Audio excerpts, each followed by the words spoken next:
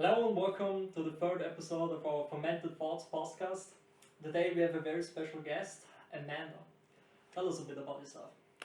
Well, guys, thanks for having me on today. So I am here from the University of Arkansas out of Fayetteville doing wine research at TU-Graz.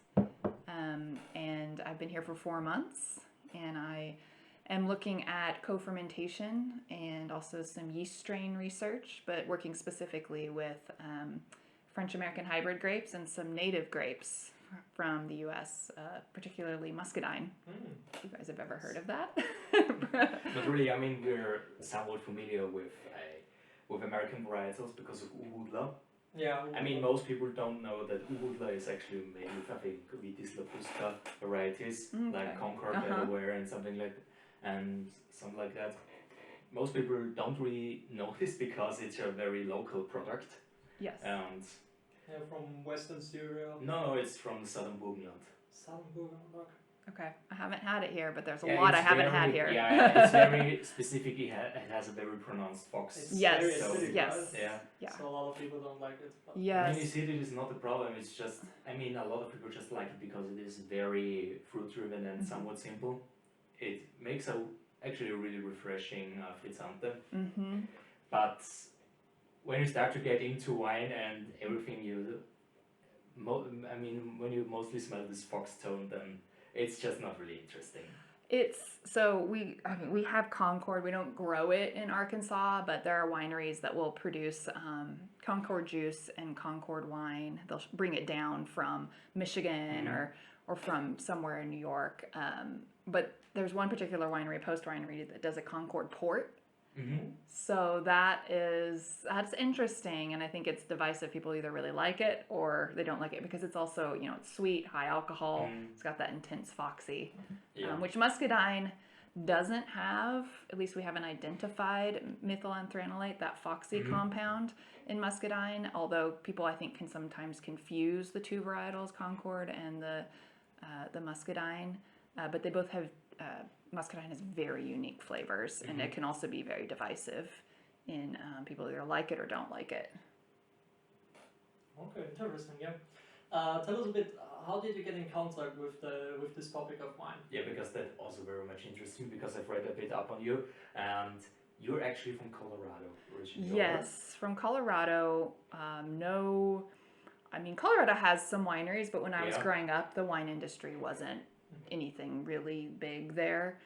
It's certainly grown since I've left, but my background, undergraduate's not in wine. Okay. It's sociology, anthropology, but I got really interested in wine out in California. We have some friends who have a vineyard and decided to work my first harvest after I graduated from college and kind of caught the bug from there. Okay, yeah, sure. Yeah. And then I worked in the commercial industry from 2008 to about 2020, and then went back to graduate school for master's, and then continued on with a PhD. And it's been kind of a wandering, meandering ride, but I continue to learn a lot. So every year. Your PhD is in food Science. Yeah, I'm I'm food science technically, but my focus is enology. Also improving wine quality, with grapes that are coming from not the west coast of the U.S., but more from French-American hybrids, these native grapes. Because the only university that I'm somewhat familiar with that does a lot of wine is UC Davis in California. Yes. And, there's not wineries, but schools in Oregon and Washington, even Texas. There's Cornell in New York that's really big with their wine program in food science. Yeah, I've heard a lot of upcoming regions in America, especially in New York, the Finger Lake region. Yes, Finger Lake region is well known, which I unfortunately haven't been there yet. Yeah. Texas actually has, I think that they're definitely in the top 5 for vineyard acreage. Yeah. Yeah, and I mean, every year they're just exploding with more wineries. And they have some pretty decent wines there, too. I think I've heard that they make some Tempranillo. Yes. Yeah. Yep. Yeah, they do a lot of those warmer climate grapes do well. It fits the climate. Yeah, for sure. So, in terms of my specific research, the co-fermentation really interested me because nobody has looked at co-fermentation between Vitis vinifera and a French hybrid or a native grape. And muscadine has issues with color and phenolic stability. Yeah.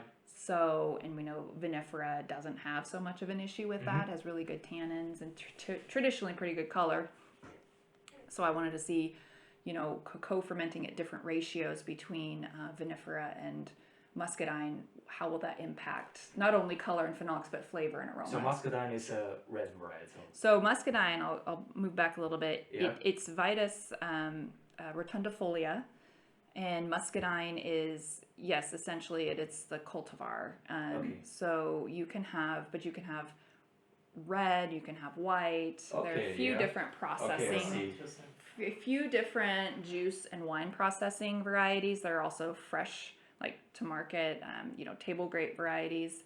But that's usually pretty regional within places like in Arkansas or in Florida or, other places in the South that do grow muscadine. Okay, quite a lot. very interesting. So it's a bit similar to the Pinot family, because of course we have Pinot Noir, Pinot Blanc, Pinot Gris, which are all mutations of each other. Yeah. Okay, Yeah. that's very cool. Yeah, so and surprisingly, like there are quite a bit of flavor differences between the different muscadine varieties.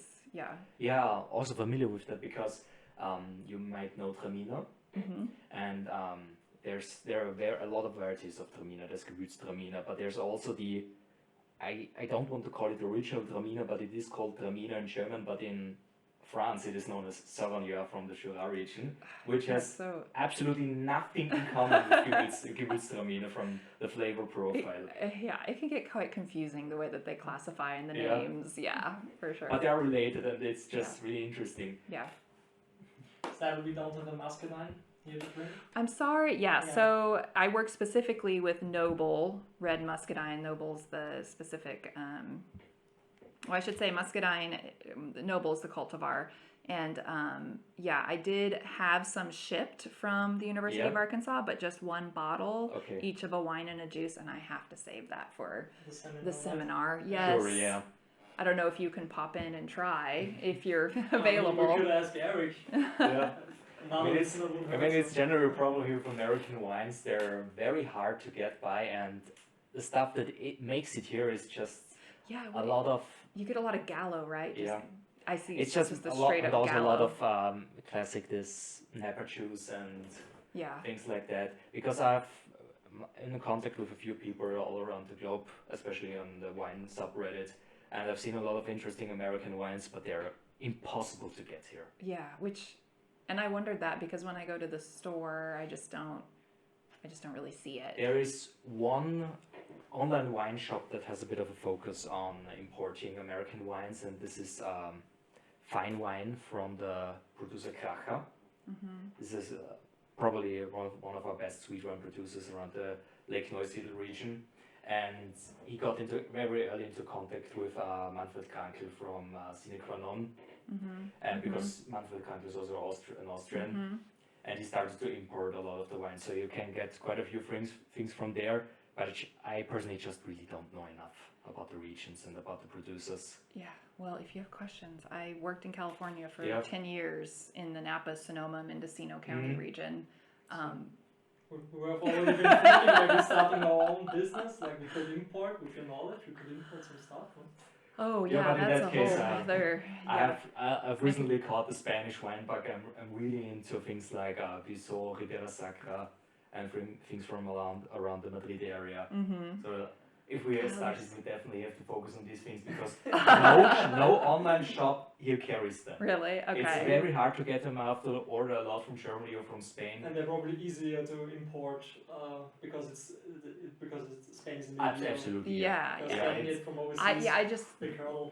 Especially now, just the current situation. Their situation does not make this very different, easy. challenging. Yeah. And I mean, the amazing thing with a lot of Spanish wine shops is that the shipping costs can be so incredibly low. There's one big online shop, it's Decantalo, and if you order something over 150 euros, shipping is free from Spain. Nice. And it's fantastic. And I'm sure it's not hard to. Well, I guess the wines are probably not too expensive, right? Absolutely not. Yeah, so you could order a whole slew of wines. Absolutely, the quality to price ratio with a lot of Spanish wines is insane. I just find it like that in general in Europe, and I know because all the countries, we're much closer to, say, France and Germany and whatnot, to importing those wines. It's just, they're so much more affordable, rather than in the US when I want to buy a good European wine, it's going to cost a pretty penny. Yeah. In general, I think the best QPR what you can get is probably from Spain, Austria, and also Germany. In, of course, also a lot of regions from Italy that are not that popular. I can't really generalize that because now I'm just thinking of some French regions where I can get a lot of cheap wine. But if we want to generalize, we have to take into account regions like Burgundy, Bordeaux, Barolo. Then, of course, Spain, Austria, and Germany are just the big hitters when it comes to affordable wine. Yes, that's what I found too. Talking about wine, are you thirsty? Yes. Please. Good, me too. Then I'm just going to open my bag here and we can your magic bag. We're going to drink this one afterwards. And we're going to start off with this here. Wiener gemischter Satz from Rotes Haus, which is I'm just going to call it a sub-winery of the Meyer and Pavlas winery in Vienna. It's a field blend of Chardonnay, Pinot Blanc, Pinot Gris, and I think some Neuburger.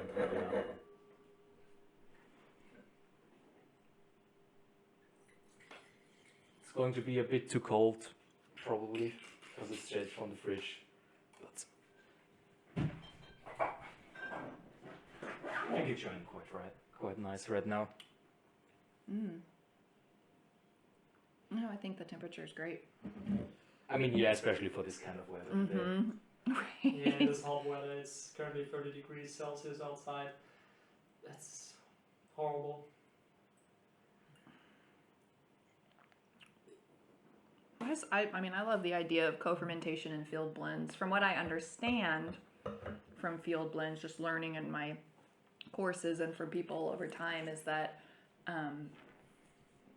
back in the day, in France, for example, they would just take what they had in the field and, we've got a little bit of this variety, a little bit of this variety, it's all ripening at the same time, let's bring it in.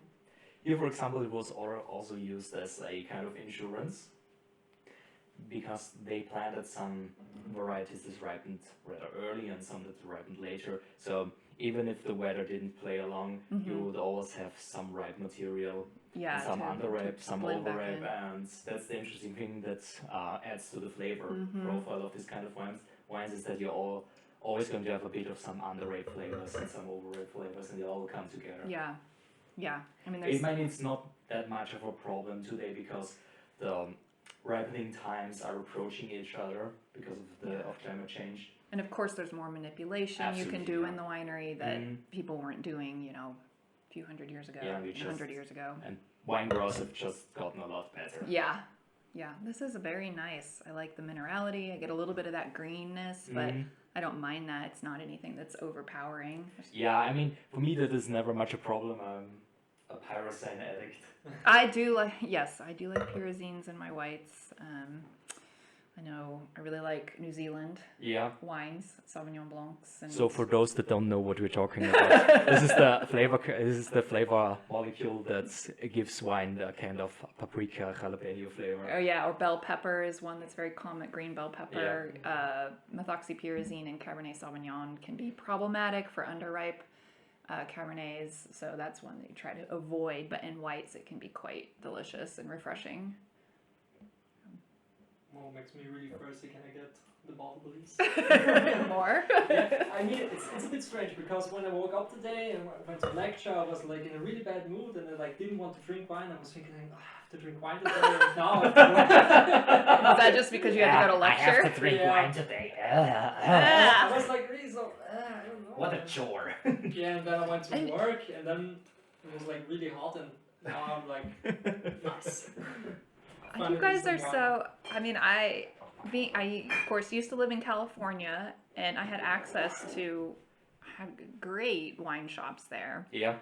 had access to wines from all over the world. It's challenging being in Arkansas because, I mean, we do have some wine shops, but we just don't have as much. And there have been several times that I have gone back to the main wine shop where I purchase wines, and I've had to give them back a wine because they were selling wines that were just too old. Yeah. And I've had to say, I want my money back. And it's just, I feel like an a-hole, but it's so kind of depressing sometimes. Yeah.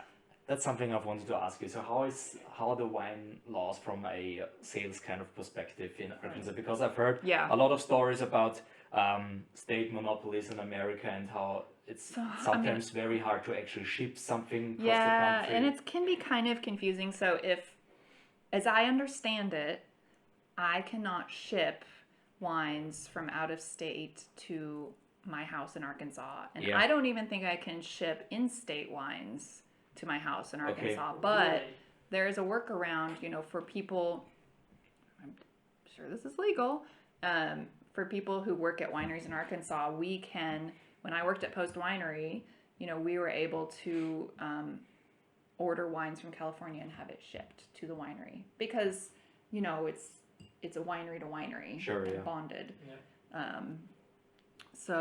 Yeah. But in terms of me as a, private, home residence getting wines, no. Okay, yeah. I think also another funny story that I heard concerning wine shipping is, do you know Vergent from the Jura? And so there was also a lot of legal battles here in Europe because it has a very specific bottle that holds about 670 milliliters of wine. And the EU said, no, we don't want it. Everything has to be 750 milliliters or something that is multiplied with like 2 or 3, so, in a magnum. Yeah. And so they won that legal battle in the end. So Vergent can be filled in this 670 milliliter bottle, but it is not allowed in America. So what the importers are doing, they just... So they put it in a... No, they just write 750 milliliters on the bottle. Okay, because can you really tell the difference between maybe the trained eye? I can show you how the bottle looks like because I actually have one here. That's how Okay, it looks. so, I think a lot of people would be like, oh, this is just a really fat 750 ml bottle. I don't think that's funny. That's funny. But in the end, in the end, you would just have the import stamp on here, which says 750 milliliters. But what about on the glass? Because sometimes the glass will have the volume printed on it. Yeah, I don't know. Just use a Sharpie and like actually printed. Let me see. Yeah, it says 62 centiliters. That's funny. Yeah, for sure. But sometimes, yeah, the wine laws are crazy, and in the states it can vary from state to state, and I don't understand it all. And I think people who are in the industry, who have been in it for a long time, don't understand all the ins and outs unless you're like really into the shipping. You're working that. Yeah. I'm gonna have some more, please. Sure. Yeah, I mean, I really, of course I like all wines, but I really have I love white wines, crisp white wines. And this kind of one is probably perfect. Yes, and I found that the Austrian wines, I mean, you have a lot of white wines here and just the right climate for it. I really enjoy the wines here. Absolutely, because, I mean, for me, it's mostly about the acidity. I really like acidity-driven white wines and also red wines. Acidity is just something that I absolutely love in wines. Yeah. Because wine is a drink and it needs to be drinkable. And I personally don't want something like a 15.5%. Like what you find in California. 15.5% over oaked, low acidity red wine. It's the horror. Yeah, that's what you find a lot in California. Yeah, but it's also really regional dependent. I've already also seen a lot of Pinot and Chardonnay with 12.5 up to 13.5%. Oh yeah, Chard, like Napa Chard can get up to 14.5 easily. And it's like having a whole meal. Yeah. You got to be prepared for that. But yeah, speaking of acidity, so aside from my co-fermentation research, I'm also looking at evaluating different strains of yeast, Lachantia thermotolerance yeast, which is a non-Saccharomyces cerevisiae yeast, and it has this natural, it's a biotool for increasing acidity in wine. So Yeah. basically it shunts, instead of sugar going to create ethanol, the sugar goes to production of lactic acid. Okay, it's very interesting. Yeah, but you don't really see a significant decrease in Yeah. ethanol between control wines and Lachantia thermotolerance wines. I've done now like 3 years of research on this, but you do taste a significant difference with the acidity impact from the lactic. And so a lot of producers like in California and Texas are using Lachantia thermotolerance on their high pH, low acid reds to naturally manipulate the acidity, so they don't have to add tartaric. Yeah. The sugar amount is probably very low with these, right? The amount of sugar. Oh, in the resulting wines. Yeah. Yeah, sure. Because so the thing, same you have to amount of co-ferment. ethanol. You have to. So you do have to add. I should say this. You'll start out with your Lachantia thermotolerance, and then 1 or 2 days later, depending on how much lactic acid you want produced, you'll then add your Saccharomyces cerevisiae. So it's a sequential inoculation. Okay. Because Lachantia thermotolerance can really only ferment, I don't know, up to 5 or 7% ethanol, and then it'll die out. So Yeah, because this is really interesting because our first episode was about yeast yeah, and okay, fermentation. yeah, And I talked a lot about non-Saccharomyces yeast varieties and how they're found in the vineyards and yes. for me, I think it was described as microbiologically terroir, and I really find this kind of approach interesting because yeast is essentially what makes wine. Yeah. And we cannot understate the importance of fermentation, Yeah, the resulting flavor. Exactly. Yeah, so that's one part, is understanding what are the different flavors that are produced from this Lachantia thermotolerance yeast compared to if you only use Saccharomyces cerevisiae. So I'm looking at a commercially available strain of Lachantia and then 2 experimental strains that's being funded by a private industry partner. And Amanda, you're working together with a winery, right?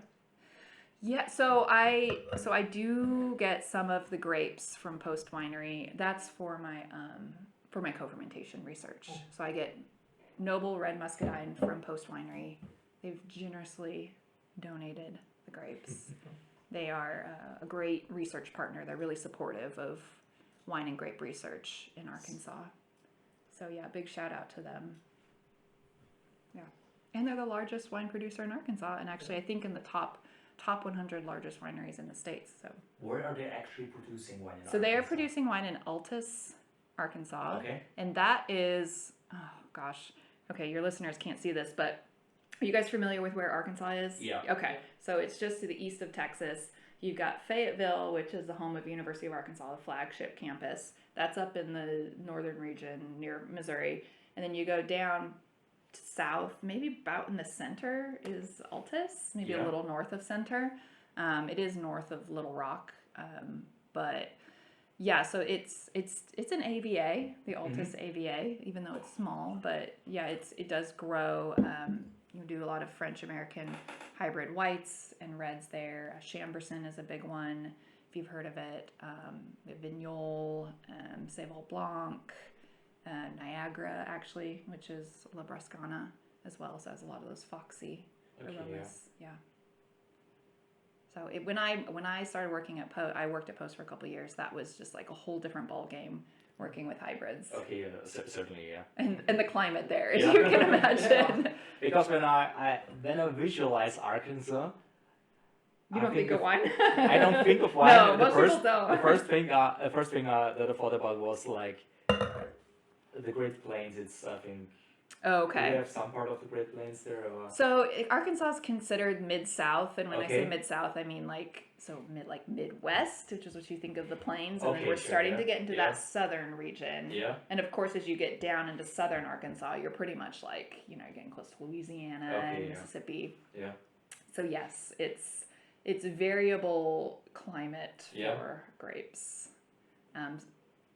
Interestingly, there is someone who grows petite. I don't know if I'm butchering the name because I don't even know if I've ever had it. Manseng, Manscng, in Arkansas, and Post is thinking, maybe we'll try to procure some of that.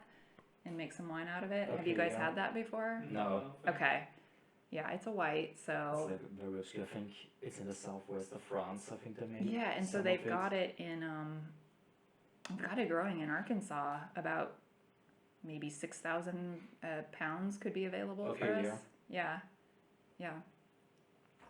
So you never know what you're going to find there. But we've got about 15 wineries in Arkansas. And, Okay, yeah. you know, some will open and some will close their doors, but yeah, relatively small. So on the off chance that any Austrian is listening here, an AVA is like the DRC that we have here. Okay, yeah. Yes.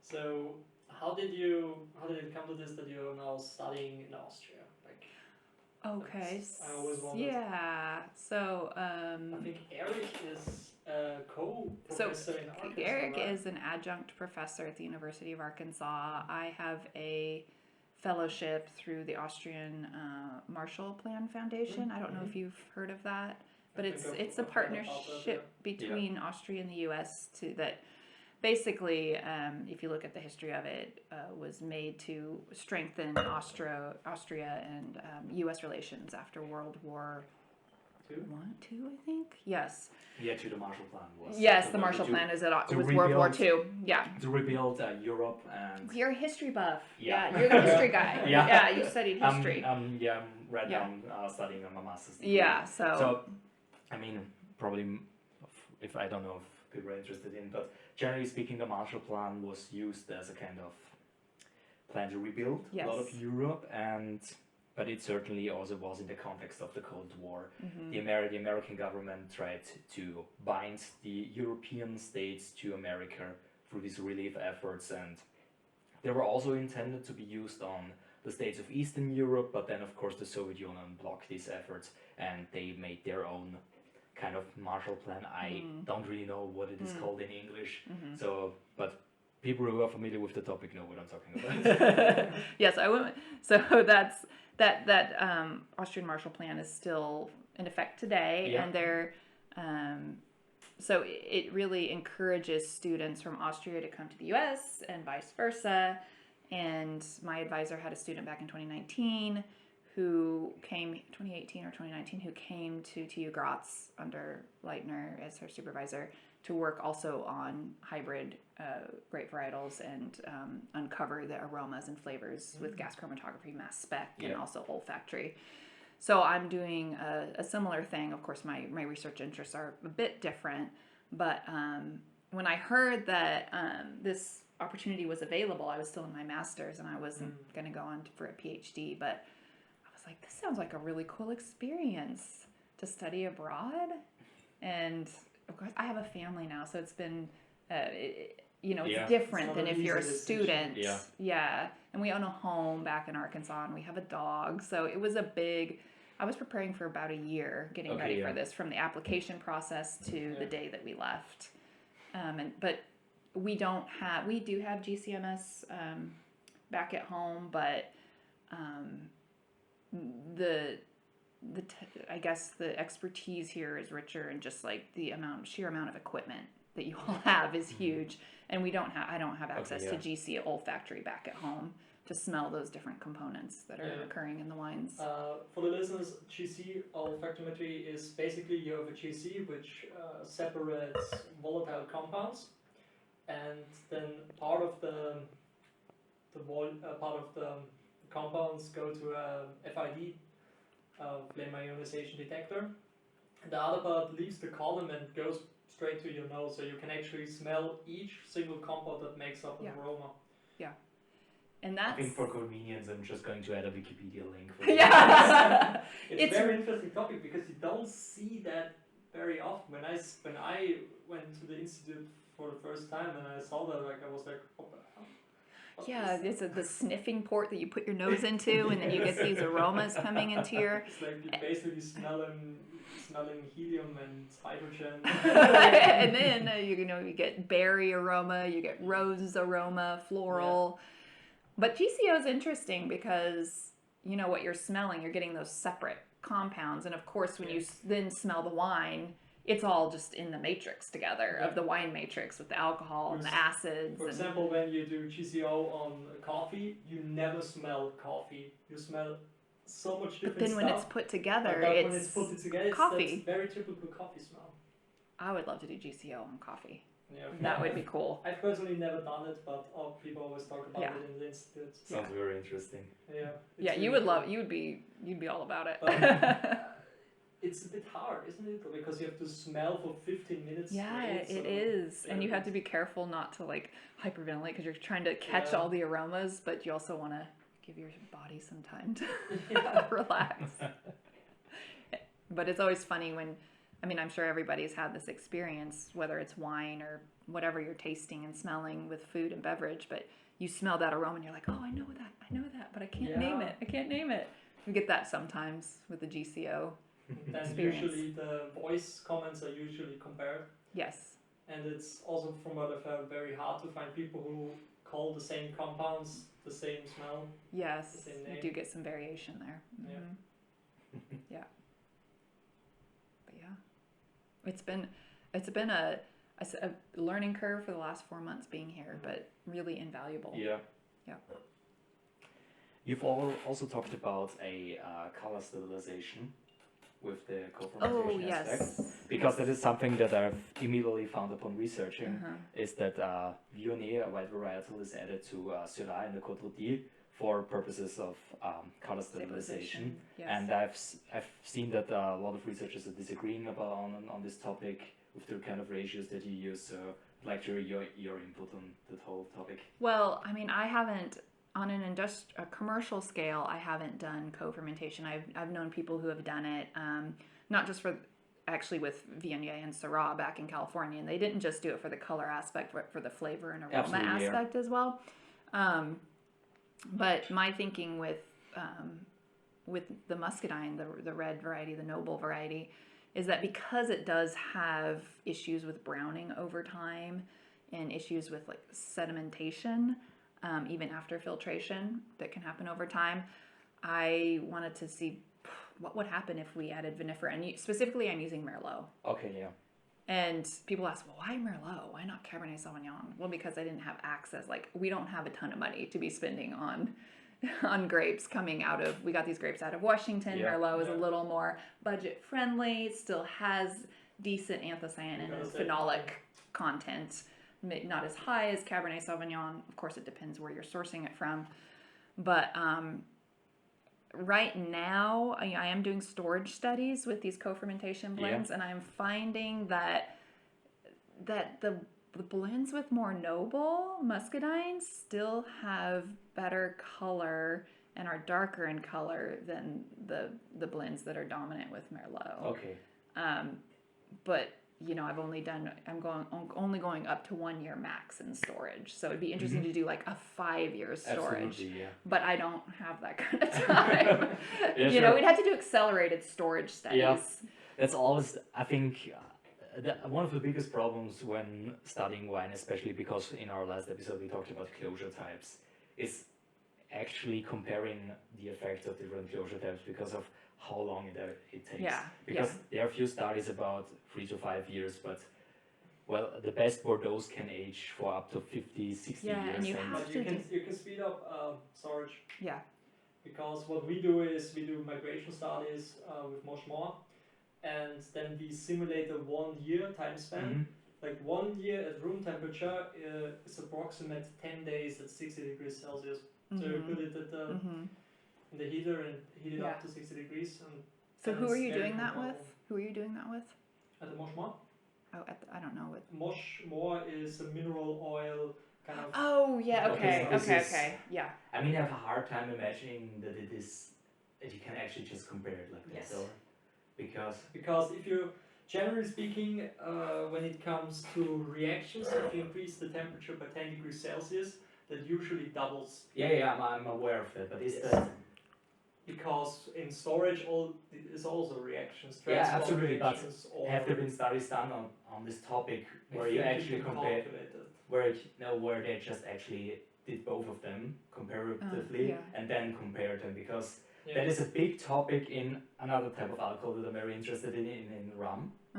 And generally speaking, rum ages a lot faster in the tropics because of high temperature, high humidity, and the angel share, so that's the kind of the alcohol that evaporates during aging. When you age them for about, I think, 10 years in, for example, Jamaica, that would be comparable to about 25 years of continental aging, like it is done with whiskey in Scotland. And there's a whole debate about the topic. I mean, that would be interesting to taste like a truly, say, 10-year aged wine versus an accelerated 10-year aged wine and compare those flavors and colors. There's a PhD student out of Florida who's doing accelerated aging on muscadine, and he was talking about that same, that equation of you ramp up the temp by X amount degrees Celsius and you get this many days in aging. Because, I mean, when we take a look at wine that has been stored in different kind of locations, like in a store where you don't have your classic cellar temperatures, I mean, the main problem with wine when it gets too hot is that it can cook off. So what actually happens if you have some evaporation, in the bottle, that then kind of can push the cork out a bit. Oh, really? Yeah, and that is then very damaging because then the seal is destroyed essentially, and a lot of oxygen can get in. Yeah, but when I just think about it, it might be a bit hard to measure, because when you have like 2 bottles of the very same wine, and you say we're going to store this one for 10 years, and this one for 10 days, okay, then the one is finished after 10 days. Yeah, because how do you want to compare that? Yeah, Because, you can't, how do you do that? And the thing is, it's basically impossible. Yeah, because you could get the... You kind of want to but you could do it, you could be close to that 10-year mark and then put your accelerated aging in. Yeah, and measure it that way. But then it's 9 years and 360 I know, days. you can't... And the problem is also you can also not take different vintages because there's also different... That's like an impossible experimental design to do. What a lot of wineries have done, they've just bottled the same wine under different closures and then just compared after 10-15 years. Yeah. For example, I think Ernst Triebaumer from the Burgenland region, from Rust, the winery, they bottle half of their bottles with a glass closure, and then the other half with normal cork. And have you tried? I've tried both of them. Both are extremely good. So both closures work really well. Do you notice differences? I've wanted to actually compare the 2 of them in our last episode, but I couldn't find 2 of those bottles, one with glass and one with normal cork. The thing is, as we've talked in our last episode, that the oxygen ingress with alternative closures is more linear. So it starts off with, let's just say 0, and then linearly increases as long as it is aged. But with normal cork, there's a lot of oxygen stored, saturated in the cork, and that is slowly being released into the bottle. I think it reaches its maximum O2 level after about 3 years, and then no more oxygen actually makes it into the bottle through the cork in itself. Permeation of oxygen. So what that means, and I've also personally seen this with bottles of alternative closures, they take a bit longer to actually show aging in the beginning years. But they will keep showing that Yeah, oxygen ingress but it versus the really cork. it works really well actually. I've seen a German wine YouTuber open a 1972 bottle of Semillon from Australia, bottled under a screw cap, and was perfectly fine. So it's not like that alternative closures just stop working after a certain moment. I think the oxygen ingress is probably very low, and wine is a lot more stable oftentimes than some people perceive. Yeah, and it depends, of course, like on the liner that's in the screw cap, and I mean, you guys are probably familiar with all the, New Zealand, Australia, all the stinky wines that were coming out of for a while with the sulfur compounds, but it's because the liner wasn't correct, and that got fixed right away. So unfortunately, there's still a stigma against alternative closures, but you know, I do see, there are wineries in Napa, some higher end wineries that are doing alternative closures and trying to help with that stigma. here in Austria we're using a lot of screw cap and probably also a lot of the glass closures. I think I've never. See, I see that sometimes in the States, but I don't see that a lot. Yeah. I think I see it more just with the European wines coming in. It hasn't caught on that much. Yeah. There are a few wineries here, also a few really good ones like Thematisch, but they're moving away from their top-end bottles. They want to use normal cork for them. But next time at the winery, I'm just going to ask them for their personal experiences with it. Then of course Sattelhof or Lagnadinacher in Styria that use them. I think we can start with the next bottle. Sure. Excellent. So, I opened this on Wednesday and I thought I'm just going to save some of it because I didn't want to drink that much this week. This is Sauvignon Blanc Love Sauvignon from Blanc. Südsteiermark, from Weingut Holz. And this is a single vineyard expression. This is from the... I'm going to put you on the spot here. Try to pronounce this. No, Sam. That does not even look like a German word. Well, the last part does. Yeah, but that isn't because that is actually Polish. Yeah. Because a Polish nobleman... Zamilonberg. Jamilionberg. Jamilon. The C and the Z is like pronounced Okay. And it was, I think, a Polish nobleman started making wine around this region. That is because... And the neighboring vineyard is named after him. It's called Graf Wojciechki or something like that. Nice. But Polish is really fun to pronounce. Oof. Kurwa. Is that Polish? Yeah. Okay, so what year? What's the vintage? 2019. Okay. So I've noticed it's got a little bit of some darker color on it. And this is from Getting a lot of elderflower. a kind of type of soil that is very specific to Styria. It's called Opok. Okay. It's a calcareous marl. And I think that is there are two types of Opok. There's blue Opok and brown Opok. Blue Opok is a lot of limestone fragments combined with clay and then put under pressure. It forms this material that looks actually a bit loose on the first view, but it's a really hard material that is difficult to work with, but it makes interesting wines. And the brown Opok is, I think, instead of clay, it's sandstone. Okay. And Sauvignon Blanc from Opok always tends to be a bit more powerful, shows a bit more tropical fruit in my personal experience. This is, I mean, not a typical Sauvignon No, Blanc that I would Yeah, find in the We're US. going to taste another Sauvignon afterward that is from a winery that prides itself with making Sauvignon that does not taste like Sauvignon.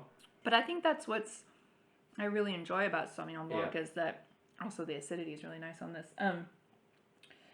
That you can get such a different expression. Absolutely. And of course you can get caught in that rut of buying this Sauvignon Blancs that have the similar aromas, but if you can branch out, it really is a versatile varietal. Yeah, especially in the Südsteiermark, you can taste so many Sauvignons that taste nothing alike. Because the one advantage that the Südsteiermark has is a very heterogeneous soil types. We have, for example, we have different Ortswein regions. This is the kind of pendant to the village system from Burgundy. We have Ehrenhausen with a lot of limestone sediment, a lot of limestone, Leiterkalk, and what is it called? It's from maritime influence because a lot of the Südsteiermark was part of a great Central European ocean, I'm just going to call it. Then we have the neighboring Gamlitz, which has a lot of sandstone, gravel type soils. Then we have Leutschach, where a lot of the Opok is. Then we have Eichberg, with even more gravel. I think Eichberg Sauvignons are some of the most interesting ones because they're just so mineralic, and also because the climate in Eichberg is a lot colder and more alpine influenced than the rest of the Südsteiermark. And then we have the big outlier, which is Kitzig im Sausal, which has a lot of slate type soils. Wow. In fact, I've read up about a lot of slate because you in English have this nice distinction because between slate and schist, and because in German it is both called Schiefer, but the distinction is Tonschiefer, which is slate, and Kristalliner Schiefer, which is schist. Yeah, the variety of soils there are, and for the types of grapes, it's just really amazing. Yeah, especially in Kitzek we have phylitic schist. I'm just going to call it like that for now, and which is a kind of in-between product between slate and schist, because slate over a long time and a lot of pressure and heat eventually will turn into schist. And therefore we have in Kitzek im Sauer, we have some slate, we have this phylitic schist, we have schist, we have a lot of crystalline types of soils there. It's really interesting. And there's also what I like to call the exception of the exception, because the northernmost part of Kitzek im Sauer is just pure limestone. Yeah, that's. I mean, I was like fascinated coming here and just seeing we went to the Natural History Museum in Graz and seeing like a kind of a tabletop of the map of the different soil types here in the different regions. I don't know if you guys know what I'm talking about. If going to the Natural History Museum, they have that, and they have like kind of tubes full of that show the different layers of soil. I think that's really fascinating. I took a soil class. Yeah. It was at a community college in Napa, and gosh, that was a while ago, so there's a lot I don't remember, but just being fascinated with the types of soils and the variation specifically for grape growing and how important it is for the varietal difference or the difference in wines. I'm just going to quickly look something up. I don't know if you can talk about this, but do you already have some results about your research? Because this is always... Yes. So I have results on the co-fermentation research. As it turns out, running the samples is the easy part. The data digestion is the time-consuming and the harder part. So I have processed pretty much all of my results for the co-fermentation objective. And within that objective, what I didn't mention is that not only do I have the blends, but within each blend, so I have 100% Merlot, 100% Noble, and then a 50-50, and then a 25-75 of each, just flipped. And within each blend, I'm looking at different sulfur dioxide levels, because sulfur dioxide levels, I wasn't sure how would that impact flavor and aroma, but also more importantly, how does that impact phenolics and color? So I had a lot of treatments, let's just say. This is what I wanted to show you. This is the map of the different Ortswein regions with the soil types. Okay, yep, pretty varied. Kind of, what you'd see in Napa too. Yeah, and it becomes even more complicated when you want to look at the other Styrian wine regions, because the Burgenland Steiermark is not as compact as, for example, the Südsteiermark. So you have even more different type of soils, especially basalt type of soils in the southeast. And then there's also the West Steiermark, which produces this interesting rosé called Schilcher. And they have a lot of gneiss and granite soils. Nice. Yeah, I've had some how do you say it again? Schilcher. Yeah, I think I've had that before. Yeah. I'm still trying. The pronunciation is so hard for me in Germany. Yeah, especially with German. like the SCR. Yes. Oh, yeah. Self-conscious about that. But so what I found really was there was obviously differences in aromas between the blend treatments, but there really wasn't too much of a difference at all, really, between like within treatment between sulfur dioxide levels. Okay. But of course, I'm on the phenolic color side of things. We definitely do see differences between the sulfur dioxide levels and the blend treatment levels. So just focusing on co-fermentation treatment, we're seeing about 50 different identified aromas in general between the co-fermentation blends. And then I was looking at odor active compounds, like the ones that you can have volatile aromas up the wazoo, but like what are those that you can actually smell at their sensory, meet the sensory threshold for smelling, odor active. And in general, there are about, 15 to 18 odor active compounds in the co-fermentation blends. I'd have to look closer at the graphs that I've generated, but to look at the differences between like Merlot and Noble, because those are on the complete opposite end of the spectrum, those blends, you see a lot of fruity esters, so esters being a combination between acids and alcohol. You see a lot of fruity esters in the muscadine blends, like the muscadine blends that are heavier on muscadine. A lot of strawberry, like bubblegum, probably furanone, which is found in the strawberries, the strawberry aroma, whereas Merlot has more of like floral, some herbal, grassy notes. So really I'm hoping this research will be useful for muscadine producers in the South who want to improve the quality of the muscadine they're making. Muscadine is typically produced very sweet, so they'll actually add sugar back. They won't stop, they won't arrest the fermentation. They'll finish out the fermentation, but then they'll add sugar back because muscadine grapes, the wine produced can be quite bitter because the seeds itself are very bitter. If you were to take a muscadine seed, stick it on your tongue, you don't even need to like break into it with your teeth. It's already incredibly bitter. So that's why you can't do long skin contact with red muscadine, because you'll just extract so much bitterness and astringency. So that's why they add the sugar back, for one thing. And that helps a lot with the bitterness. But my goal is like, not everybody wants to drink wines that are full of sugar. Sure, yeah. You know, that's an issue. Like, we already have way too much sugar in America. Like, why do we need more of that? So if we can create some muscadine blends that are drier, less sugar, have more complex flavors, aromas, maybe a little less bitterness, that could be an option. And I co-fermented these wines, these grapes on the skins for 3 days max. So that, it wasn't like a long extended. Yeah, absolutely. Yeah. So in general, finding fruitier, bubblegum, strawberry with the heavier muscadine blends, which some people will probably love and some people will find too fruity. So how is it like living here compared to Arkansas? Well, I mean, for one, like, my husband and I have both become fitter. It's not a strong bicycling culture. Yeah, it's just not a strong bicycling culture at all in the U.S. in general. I mean, of course, there are states or cities that do have that bicycling culture. I was mentioning to Florian that I went to school, my undergraduate in Portland, Oregon, which is a really big bicycling city.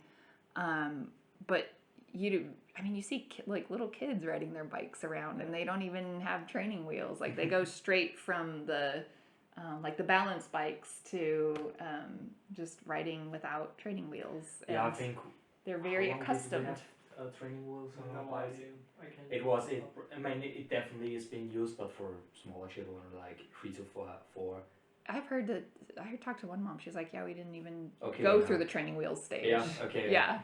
Yeah. So that's been really refreshing, and just access to all of the really good foods. I think there's just less like highly processed foods here, and just the quality of the ingredients I think tends to be better in Europe than in the U.S. We have a lot of strange fillers. In the U.S. you also have probably a lot of shipping challenges that we, for example, don't really have that. That's true. I didn't think about that. Yeah.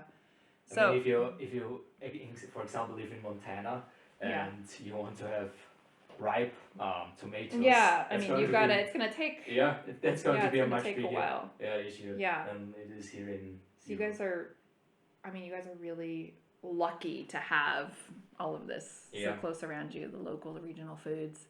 And I was telling my husband Jacob, I was like, I'm really gonna miss access to just high quality coffee all the time. Okay. I haven't had a bad cup of coffee here, whether it's been at just like a mom and pop cafe or if it's been at a nicer cafe. So what else? It's just been a really cool experience. And just public transportation, my daughter getting used to that, because people drive everywhere in their own personal cars in the States. So it's nice to get a different view, for her to get a different view too. She'll be 5 in August. Yeah, but it only really works, of course, in the bigger cities with like intercity transportation. Sure. There's definitely a strong car culture also here, but people also need it and they like it. So if you live in the mountains, like in the Alps, Tyrol. Because there's definitely a kind of view of Europe from a lot of Americans that I talk to online or have read the comments online, who think that all of Europe is from an infrastructure perspective, like Amsterdam in the Netherlands. Yeah, that you're just And riding around on a Just bicycle. not the Oh, case. yeah. It's not the reality that most people in Europe live in. We also have a lot of very regional. No, what is the word that I'm looking for? Not or let's just call it not urban landscapes, Yeah. and you will need a car there. Yeah. Rural. Yeah, for sure. And yeah, it's. But I think public transportation in general is much better. In Europe. Yeah, definitely. That's out of the question. And the thing that I really wish we had more of in the States, it's just simple stuff like in Arkansas, like access to good different varieties of cheese. You know, we have like so many different varieties, and just like you can go to your local butcher shop, you can go to your local cheese shop, and in the U.S. it's like, oh, you go to Walmart or one of the big chain grocery stores. Yeah, sure. It's also probably definitely a cultural thing because these kind of shops have been established for so long here. Yeah. And it's just a part of the culture. It's just a part of the culture. It is just not going to get rid of it. In America, for example, in the US, there was of course this strong shift when food became industrialized. Mm-hmm. And it was much more easy for that kind of approach to take hold over there.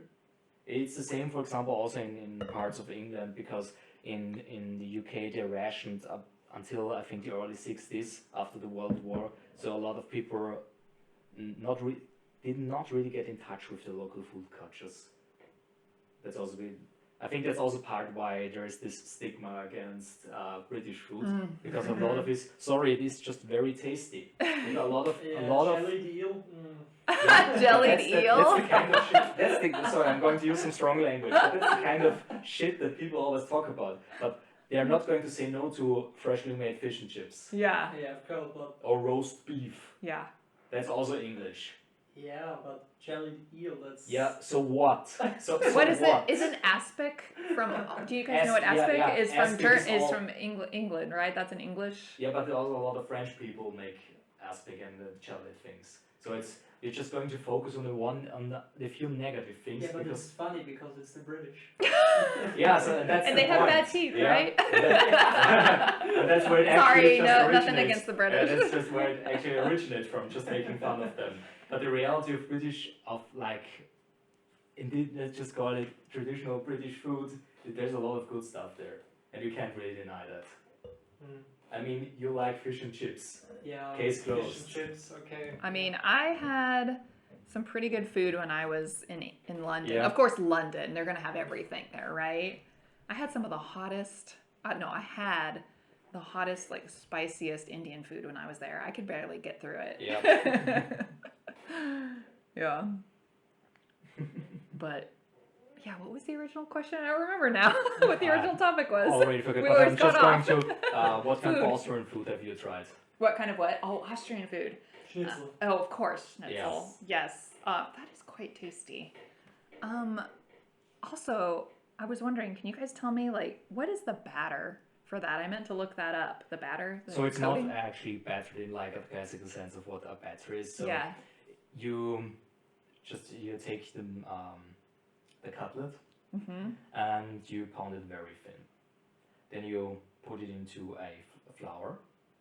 Then you beat up eggs. You put it through there like this, like you would. Can't really describe in English now. Yeah, that's okay. Specifically, how this is called. And then you use breadcrumbs. Okay. For the crust. So. But the crust is like, it has breadcrumbs on it? It doesn't Yeah. seem... Yes. Okay. Because you take Is it like very fine? like a very very fine. old Kaiserslautern. And then put it into a blender, and that's Okay, how you can make okay. it. But you can also buy it in store, and it's very. I think I am someone who can be very elitist about schnitzel. Not just any schnitzel. Wiener Schnitzel. Wiener Schnitzel. Shut up. Wiener Schnitzel. Now it is because Wiener Schnitzel is a very specific dish, and it's different. And you cannot just take pork. You cannot call anything that is fried schnitzel, how so many people do, and it is kind of annoying at some point. Because an actual Wiener Schnitzel, there are two factors that are very important about actual Wiener Schnitzel, and the first one is that it is made from veal. And the second one is that it puffs up a bit. So the actual Wiener Schnitzel, the crust needs to puff up. So to all listening here, no, you cannot make a Wiener Schnitzel with panko bread crust. That does not work. No. Yeah? So to get this to puff up, you have to put it into a pan with the hot oil, and then you have to shuffle the pan. Okay. And my secret tip for all listening here is take some vodka or some some ethanol and brush it over the cutlet, because the alcohol of course evaporates very fast and very explosively, and it will puff up quite easily then. Ah, So good to know. Yeah, and if you make it with pork, it's not called Wiener Schnitzel, but Schnitzel Wiener Art. So Schnitzel Viennese style. Okay, so it's usually made with chicken. The Wiener Schnitzel is made with chicken. The Wiener Schnitzel is with veal. Veal, yeah, you said that. And I personally prefer the Schnitzel Wiener Art because veal is expensive. Yeah. And that doesn't really taste good in my opinion, but so I just make it with pork. It's much cheaper and I prefer the taste of pork. I mean, it's a really good dish, I Yeah. have to say. And then what are some other? Oh, of course, pumpkin seed oil. Yeah, pumpkin seed oil This is like is- just put it back in, and you just talk about pumpkin seed oil for a hot minute, and I'm going to take the next sauvignon. This is That's that's a Styrian, right? That's like a Yes, Styrian specialty. It's very Styrian. It's actually, we don't really know if that's true. It's more like a rumor, but me and my brother, we are from Gleisdorf, which is a small town from here. And the rumor is that the pumpkin seed oil actually stems from there. Okay. So the pumpkin seed oil pumpkin, the oil pumpkin, that's what it's called, the Styrian oil pumpkin. I'm just going to leave the door open so a bit of fresh air can get in. Normally you can't make an oil with normal pumpkin seeds. Okay. So you need a very special pumpkin, which is the Styrian oil pumpkin. I'm gonna look this up right now. What it looks like. Yes, because the seeds, there was a mutation, spontaneous mutation, and the seeds kind of lost their certain shell. They're not verholzt. Their outer shell. Outer shell. I just call it like that. Okay. Hey, what is And that they called? lost that by mutation, and only these seeds can be used for making an oil. Other seeds don't work. Okay. So this is is that what the? Yep. Okay. So it's got those green Yep, stripes with the that's the orange. That oil is so good. Yes. Yep. The A lot of toasty, people nutty. don't like it because it's so You know what? I don't think my husband. Let's just call it woody outer shell. woody outer Okay. shell. Yeah, like the husk. Yeah, hard. I don't think my husband likes it. Husk. Husk. You can also call it. Yeah, I don't think my husband is a big fan of it. He hasn't outright said it, but I can just tell. Yeah. I'm like, this is so good. So the thing is, the funny thing is when Styrians are abroad and they want to eat a salad and it does not contain pumpkin seed oil, they get kind of miffed. Yes, I only. Like, this I is a pretty very much only regional use thing. pumpkin seed oil. Yeah. I do not. I really like olive oil. Mm-hmm.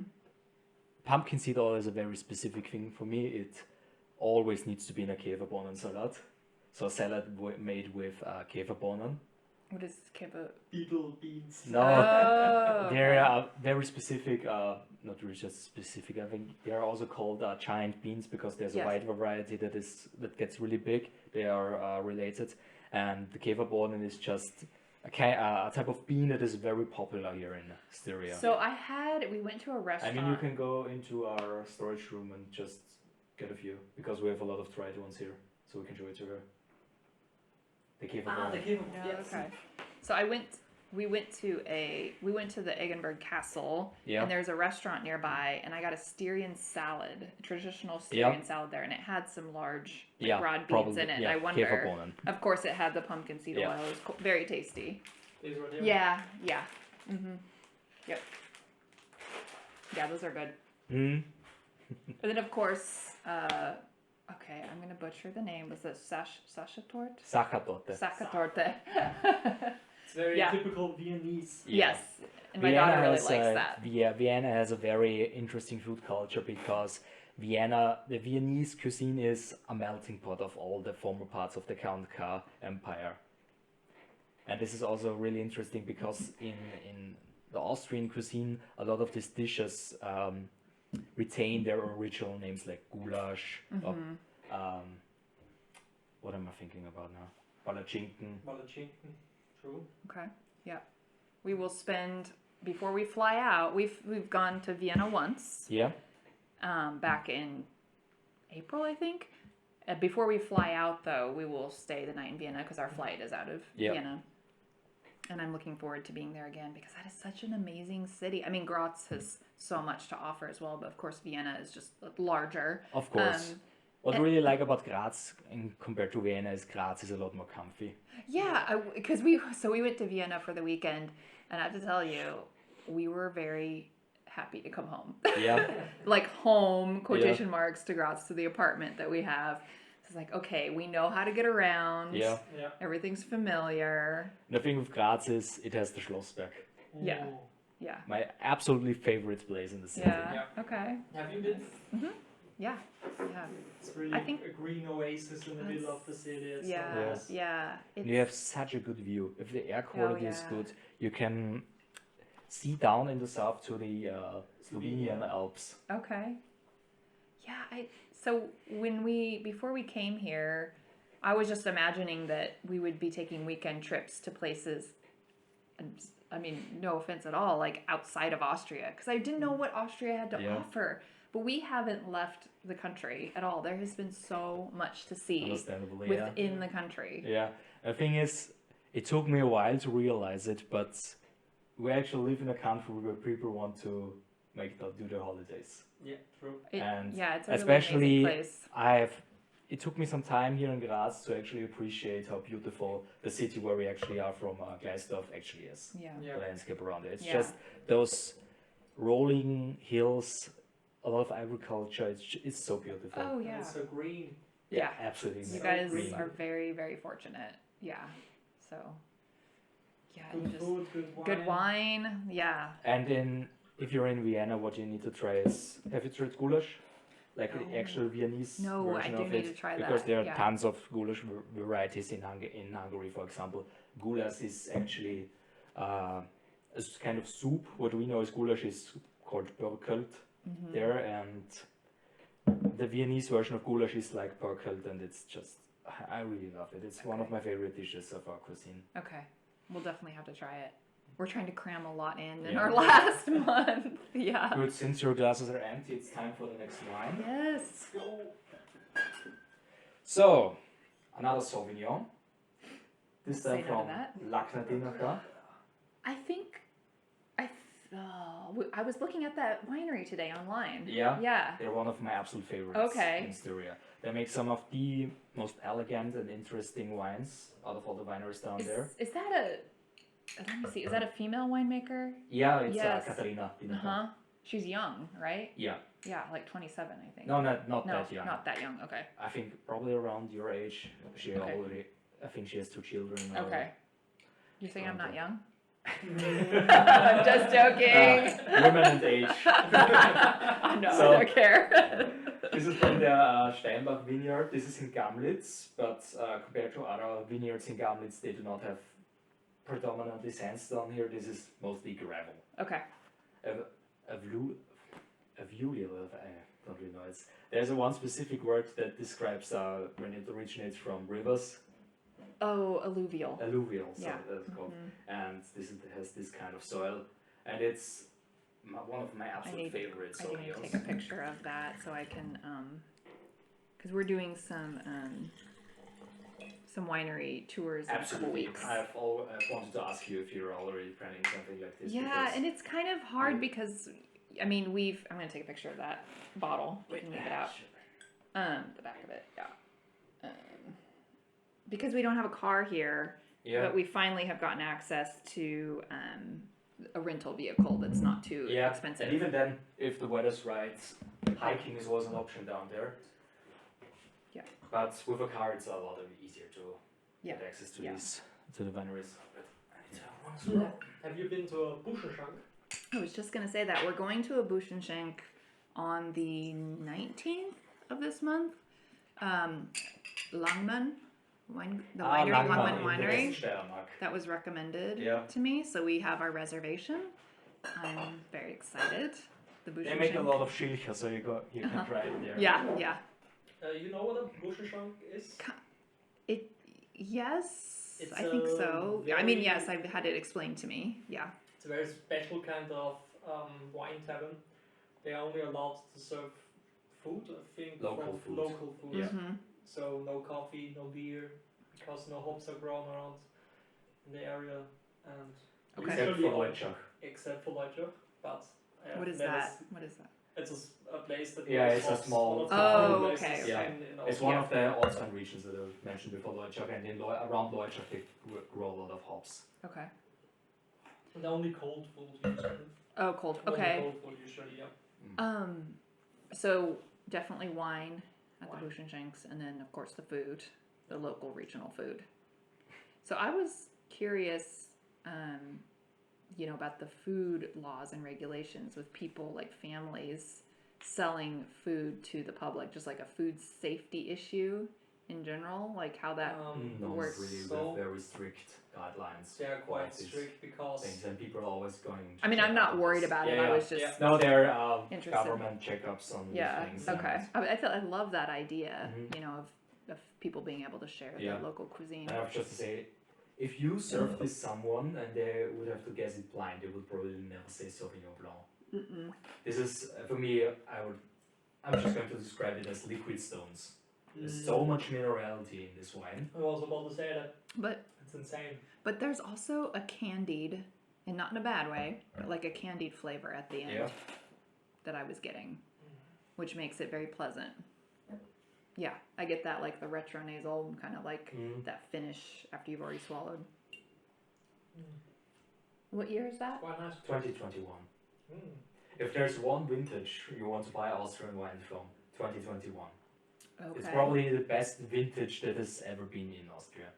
Interesting. Really perfect wines throughout all regions. Absolutely fantastic. I have not been told that yet, but Yeah, that is good but to 2021 know. is because we had the summer was rather mild. So in August, and especially in August, we never had more than 25 degrees. Okay. And then what followed after this was the perfect autumn. Like September and October were perfect weather, a lot of sunshine, and the winemakers basically could freely choose when to harvest because they were under no time pressure. Yeah. And that's so, like in the South, in the US, it's just so hard because our humidity is high. We get rain in the summer. We have hot nights. Yeah. Hot nights just kill that acidity. Yeah, absolutely. And so, we're just. In Austria, we have. You guys are so fortunate. You have those cool nights. Yeah, that we have diurnal a diurnal effect. temperature shift. Yeah. Even in summer days, can be something like 15 degrees. Yeah. And that's just is what grapes have to have for that high quality, for sure. Yeah. This is a lovely wine. Yeah. And you've mostly worked with GCMS, right? Mostly, yeah. I had plans to work with, GC by GC comprehensive, GC sulfur chemiluminescence. I had these grand plans, and it's like, okay, this is incredibly intense just doing GCMS. But I had also a lot of samples. Yeah. If maybe I only had 10 samples, of course I could have done it all. But I One came more with time. 88 units. Yeah. That's a lot, yeah. And when I didn't know what I didn't know. Yeah. But your it's first time okay. working with GCMS, But it's and- okay because I still have, I've gotten some really great information. So, and I would say that, it's only a small percentage of people who have worked with GC or any GC instruments. So, yeah. I'm happy to have had that experience. What's some really good food from Arkansas? That's what I've been wondering about. Okay. Do you guys do crawfish boil? yeah. Because I see that a lot on YouTube. don't know if it's Yeah. I think that's kind of we have some friends in Nebraska who did it. So you could really do that anywhere, but I think they bought the crawfish special and they got it maybe like shipped in. But yeah, I think that's kind of a Louisiana thing. For sure you could do it in Arkansas.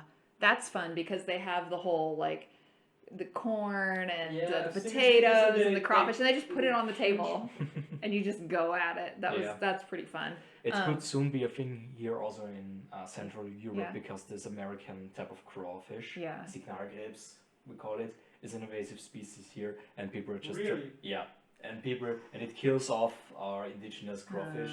And So you're gonna start one just initiative harvesting is them. just to get people to eat them because they will. I would immediately eat it. Okay, Looks so so tasty. I have a problem with crawfish because they're just like they're water bugs. They're just insects. Basically, That's yeah. disgusting. And I know people who just like eat the heads and so I can't think about it. I mean, yes, it is tasty, but I can't think about it too much. Arkansas, I mean, a lot of fried foods. Yeah. Fried okra. Yeah. So if you're up for fried foods, I mean, like Fried what? fried okra. Okra, kennst du das nicht? Do you guys? I don't know if you Yeah, I grow know okra. it. I think it's originally from Africa, I believe. Yeah. It also is eaten a lot in Africa, and it's a kind of star-shaped green thing. Mm-hmm. You cut it up and if you're They frying look like it. churros. Just not. And the funny thing about it is when you cut it up, it gets slimy.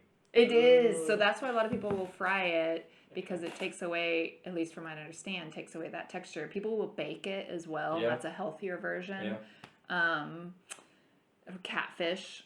I know you guys have catfish here Yeah, too, absolutely, but fried catfish is a big thing. Alligator is what I've seen on the menu before.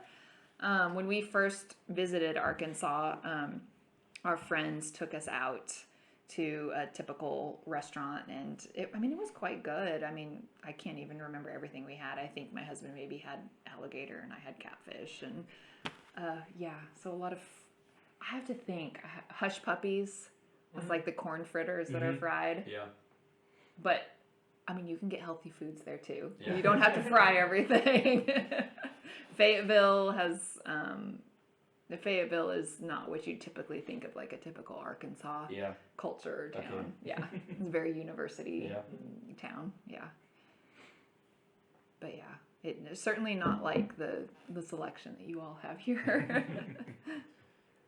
I mean, I think main problem with me going to a lot of places for a longer time or even permanently outside of Central Europe is just I need a landscape to look at. If it is flat, I'm probably going insane. Yeah. It's like, so we have, I mean, they're not mountains in Arkansas, but there are definitely hills. Yeah. And it is quite pretty in certain areas. Part of the Ozarks. Yes. In Arkansas, yeah, I looked it up. That is quite. It looks very good, yeah. It's very pretty, and the drive. So we live in a town called Fort Smith, and the drive from Fort Smith to Fayetteville that I make for work, that is a really pretty drive. Yeah. Like you're going up in altitude and elevation to get to Fayetteville. And because of that, I probably would never live in the Netherlands because it's just flat or city. Okay. I went to the Netherlands by train a few years ago, and it was horrible. Looking outside the train, Really? it was either fields or city. There was nothing Really else. interesting. So it'd be like the equivalent of the Midwest in the Yes. U.S., just like Chicago. Outside of Chicago, it's just like flat. Yeah. Corn. Yeah. And it's definitely the same in the Netherlands. There's a lot of agriculture there. Huh. Yeah, it's either city or a field where you Okay. stuff. There Okay. is nothing else to do. It's insane. The Syrian mind cannot comprehend. Yeah, like I need the hills. That's probably why they smoke so much. Right, yeah. I was going to ask, have you guys been to the States? Not yet. Okay. Any plans? Yes. Probably when the opportunity arises, because I definitely want to visit the West Coast, northern part of it, because the landscape is just so beautiful. I want to try some Texas barbecue. Yeah. Yes, and there's also there's Kansas barbecue, there's Texas barbecue, there's North Carolina, there's the difference in, do you like it vinegar or sweet for the sauces? I prefer vinegar. I'm not a sweet I don't want sweet on my meat. Or you just go full Texan and say no sauces, no spices, only salt and pepper. I really like doing barbecue at home, so. Yeah, that is probably one of my favorites is barbecue, for sure. Yeah, we'll for sure make a road trip once. What I definitely want to see, for example, in California is Yosemite, because of El Capitan. It's one of the most famous climbing sites in the whole world. It's like a 1,000 meter high granite wall, and I just want to look at it. Yes, to look at it. Yeah, so we've gone to Yosemite. Of course, we didn't climb El Capitan because that's insane. But we've done, I can't remember the name of it now, but this is a much easier route where they have like ropes which help guide you up. What is it named? There's also Half Dome. Half Dome. Yeah. Yes, we did Half Also Dome. looks fantastic. And yeah, and they have like, you know, like rails you can kind of Yeah. that help guide you up, and so families can do that. yeah, That was really cool. and yeah, Half Dome is also a famous climbing Yeah. set. You have to imagine it's just hundreds of meters of pure granite in front of you, and there's this one part in Half Dome, I think it's called Praying Ledge or something like that, which is just a ledge that is broad like this, probably like 20-30 centimeters, and the famous part of the climb. I'm just You don't want to look down. Yeah, I did a bit of climbing a few years ago, Yeah. and hopefully I will eventually get back into it. Yeah. I want to go to the Grand Canyon. I have not been to the Grand Canyon. Yeah. That's for sure. Yeah. The only, I would have to say, you know, going to Yosemite or the Grand Canyon, obviously, you know, it's going to be heavily touristy. Yeah. If you go to a place like Arkansas, that's actually a really good climb. There are a lot of climbers who go there from around the world to climb. It's called Thank God Ledge, and that's how it looks. Ugh. No, thank you. No, thank you. No, not for me. Ugh. Yeah, but yeah, Arkansas has beautiful waterfalls. Yeah. I was really amazed. It's kind of like, yes, the weather can be difficult. It can be challenging, but Arkansas is really kind of a hidden gem in terms of just the natural landscape.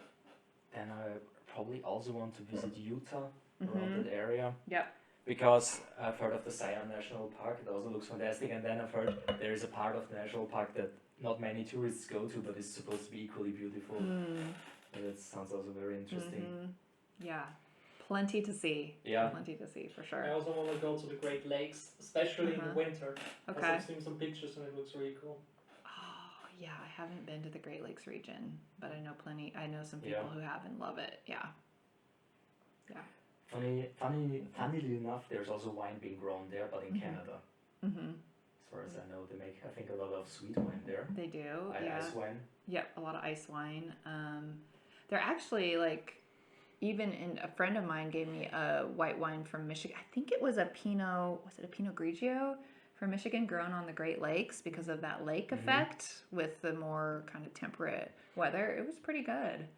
So, I mean, yes, we do grow our best quality wines are going to be on the West Coast, but really you can find those little pockets within the U.S. where you can grow some really nice wines, especially if they're near the lake areas.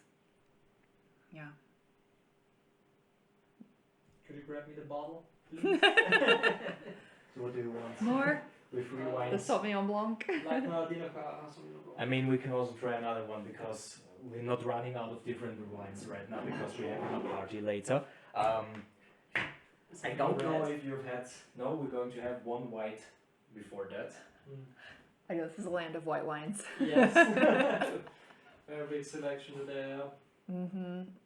Yeah, I was pleasantly surprised by that. I was like, oh, I love white wines. This is the perfect place for me. And rosés. Yeah. Talking about red and white, Austria also makes, in my personal opinion, some of the best red wines as well. Okay. Blaufränkisch. Okay. I did bring that bottle. Yeah. You too can try that. So, what we have here right now is something from Spain. Do you know Lopez de Heredia? No.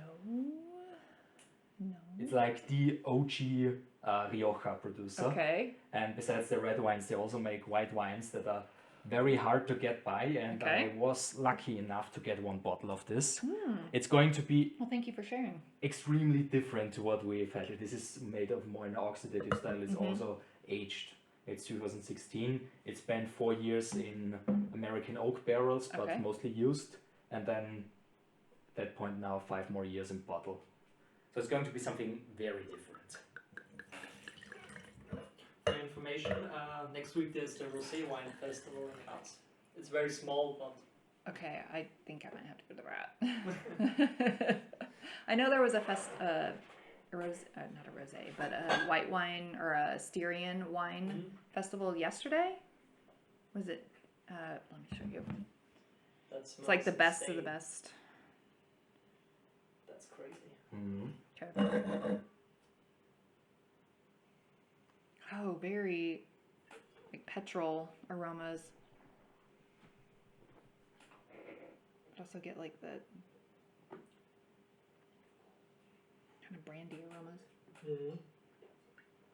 There is some definitely like this brandy. Whoa. Like strong alcoholic. That is interesting. For me, it also has a lot of dried mushroom aromas. Now I have to taste to get that, yeah. This truffly like stuff. Holy shit, what the hell is that? Can you show me the bottle again? Yeah, sure. I mean, I would need a reference. I'm not getting that. I would need a reference to smell. what I absolutely hate about their bottles is that they do it in clear bottle. Yeah, that's a bit strange. So it you looks have like this can never be exposed to UV light. So if you see one of those bottles in a shop and you see a window near it, just don't buy just it. run. Why do they do that? To show off the color and because they've always done it. But you know, so many Sauvignon Blancs in the States are done in the clear glass. Yeah, it's a bit of a pity. Yeah. And this is from Viura, it's the grape variety here. And I think How do you say that? Viura. Okay. And I think Macabeo is a synonym for it. And Okay. Yeah. Okay. I know that one. Yeah. I think a few other varietals probably also go in there in the field band. Going back to the the UV light and being careful what you buy in the stores, there was a study, and I don't know how long ago it was, but I think maybe in the last 10 or 15 years, but someone like simulated the different light schematics in wine shops. Yeah. And we're talking about like the wine bottles you should avoid, like their placement, and how you should avoid them. So now I always like choose the bottle that's in the back. Yeah, that is what I was about to say. That has not been exposed to any light, whether that be natural light, sunlight, or the light in the store. That was a really cool study. It's great. I've never had a wine like this. I do get some earthy, definitely some earthy. I think that's the mushroom you're talking about. This definitely has a more aged profile. So For Flo, sure, you don't aged. probably never had a lot of aged white wines. I have been lucky enough to try a few when I was at some wineries. The oldest one was a Sauvignon Blanc at Weingut from 1997, and it was fantastic. So you have to imagine this bottle was already open for like 5 days, and it was still so lively. Sauvignon Blanc can age fantastically if done correctly. Yes. Yeah. Exactly. Wow, there is that on that aftertaste, that finish. I do get that earthy aroma or flavor. I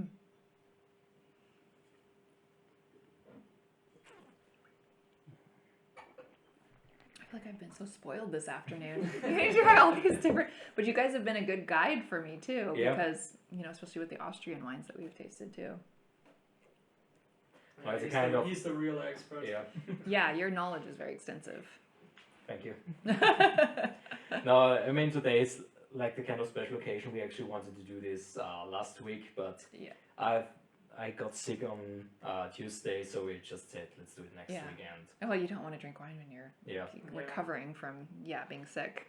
So we already got the wines for the birthday party later. Yeah. So this is for a birthday party. Yeah. Okay.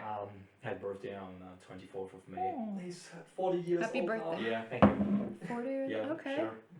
Now Just 25. I was like, wow, you look really good if I for look 40. like that, being 40, then It's like, dang, that Wouldn't pumpkin seed complain. oil's doing so Yeah. good for you. Yeah, that's nice.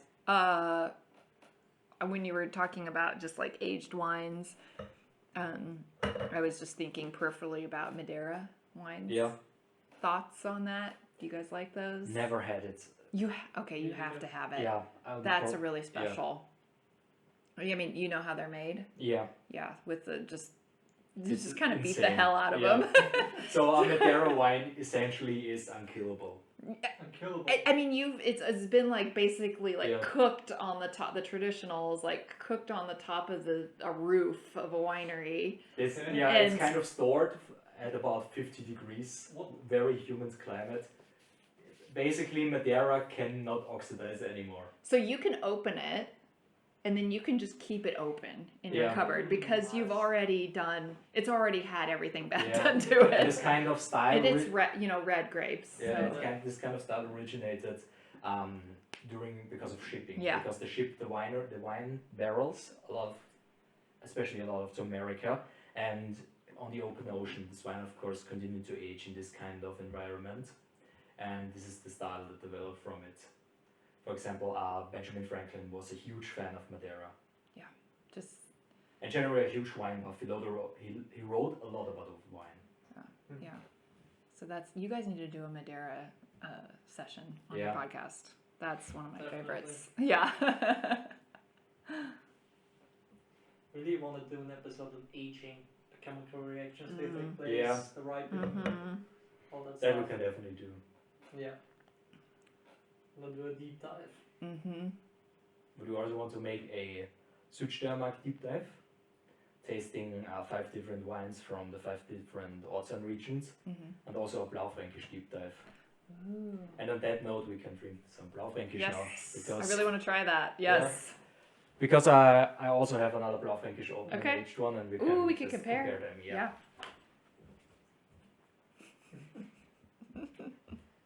Definitely need to ask Erich if my brother can join the seminar.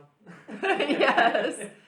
I know. I'm concerned now that I don't have enough wine. I didn't want to ask for too many bottles to be shipped over because you just never.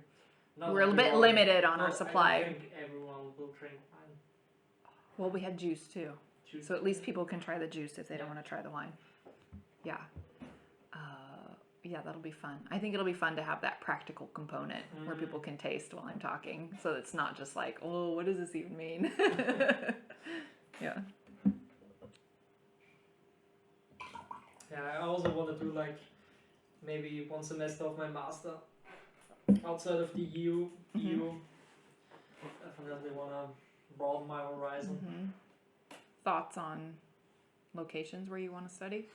South Korea, Japan, Okay. USA, Arkansas. Arkansas. Well, maybe we can Hey, ask you already Eric. know. Yeah. You already so know this us. is going to be a bit more complicated than I thought because the cork is a little Yeah, bit slippery. yeah, you got okay. Yeah, you're gonna. I've just tried to do it with those prongs. Uh-huh. Maybe I have a lot of them. Yes. And I'm probably just going to try to do this now. I mean, if not, a little bit of cork in your wine never hurt you.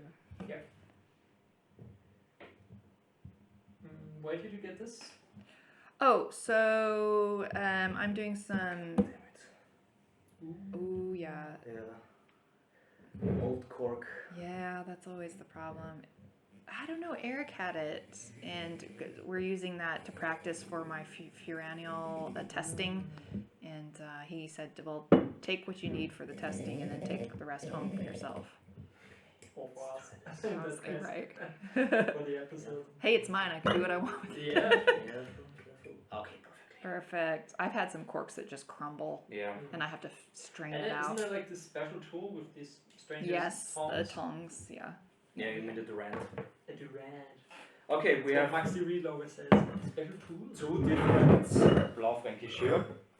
We have from Franz Weininger, from Weingut Weininger, Okay. who have had a very pleasant evening. Got completely wasted. Because we visited them and they had some kind of wine festival going on there, and then later on there was a party in a disco, and yeah. You got. I stayed here until 3 a.m. Worst hangover He looked since years. his Look- face when we went for breakfast and he was like. I tell you, once you hit 30, the hangovers exponentially get worse. Yeah, I heard about it. Not looking forward to it. So this is from his Dürau vineyard. It's probably one of his best sites in the village of Horizon in the middle part of Burgenland. Okay.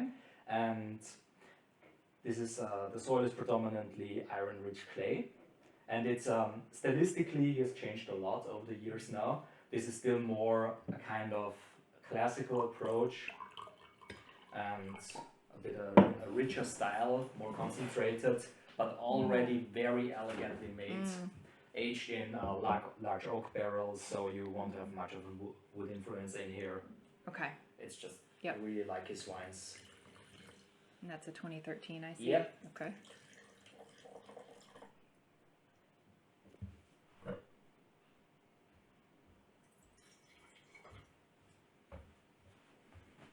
Ooh, that aroma's quite nice.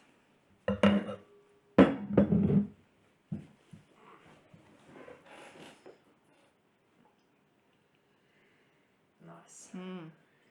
We start off with a lot of dark fruity aromas, which is for me typical of Blaufränkisch from clay soil. Okay. And we also get a lot of these earthy aged aromas that Yeah, come through, but yeah. it's still very fresh and young, especially when you have it on And the that's palate. yeah, with the Blaufränkisch, I mean, because of the acidity profile, I mean, it can just age so Yeah. well. I've had these wines before, also 2013 from the Kichholz vineyard, and these wines they stay so youthful even with 10 years of age. Yeah, They can really go a long way. yeah.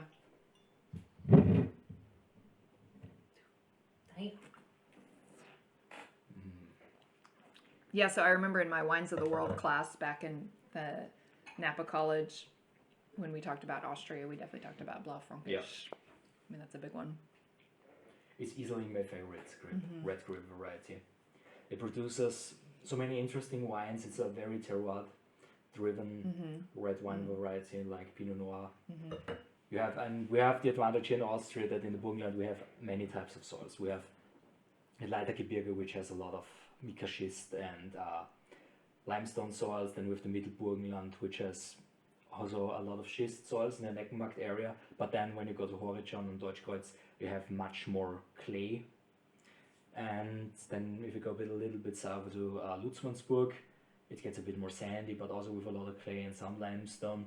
And then you go into the Südburgenland, where you have a lot of schist, green schist, with a lot of iron in the soil. That gives the wines a kind of sanguine quality.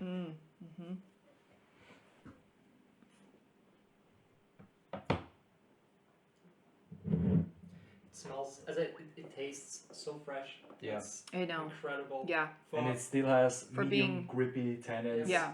being over 10 years old. But Yeah. can you That's- imagine tasting that right when it was bottled? I'm sure it was just like, That's the only one wine of them that needs a lot more time. Yeah. So what they do, the current vintage that is for sale is 2018. So they leave it a lot longer in the winery in the bottles, so it can soften up a bit. yeah, because it would just be if they bottled it and Yeah. sold it even a year after. So I think it Too spends intense. Too intense. 2 years in the barrel, and then remaining years until it's ready for sale in bottle. Okay. So, barrel aging. What, for Austrians, what oak do they prefer? French oak? I know there's Hungarian oak. French oak was definitely something that was quite popular about 20 years ago. There are some winemakers who also experiment with American oak. But what is currently very popular is from an Austrian producer called Stockinger, Okay. and they use also a lot of Austrian oak here. Okay. We never used Austrian oak. Yeah. But we did Hungarian, French, So sometimes American. Stockinger is really a barrel producer right now let's call it the hot shit, because Okay. a lot of wine producers have learned how good these barrels are that they make. For example, Giacomo Conterno in Barolo, who makes probably some of the best Barolo. I mean, I personally have never tried it. They're also the ones who get a lot of good reviews, and Monfordino, which already costs like 1,200 euros or something like that. They also started using them because they like them so much. But here in Austria, we have, of course, the advantage that we have a lot of forests, and so getting oak here locally sourced is always very easy. That's For example, in the near Magdattensdorf, Herrenhof Lambrecht, they, for example, make their barrels out of their own wood. So they have an oak forest around the estate, and that's where they source their barrels from. That's amazing. cool. That's really cool. Yeah. I mean, really close to home.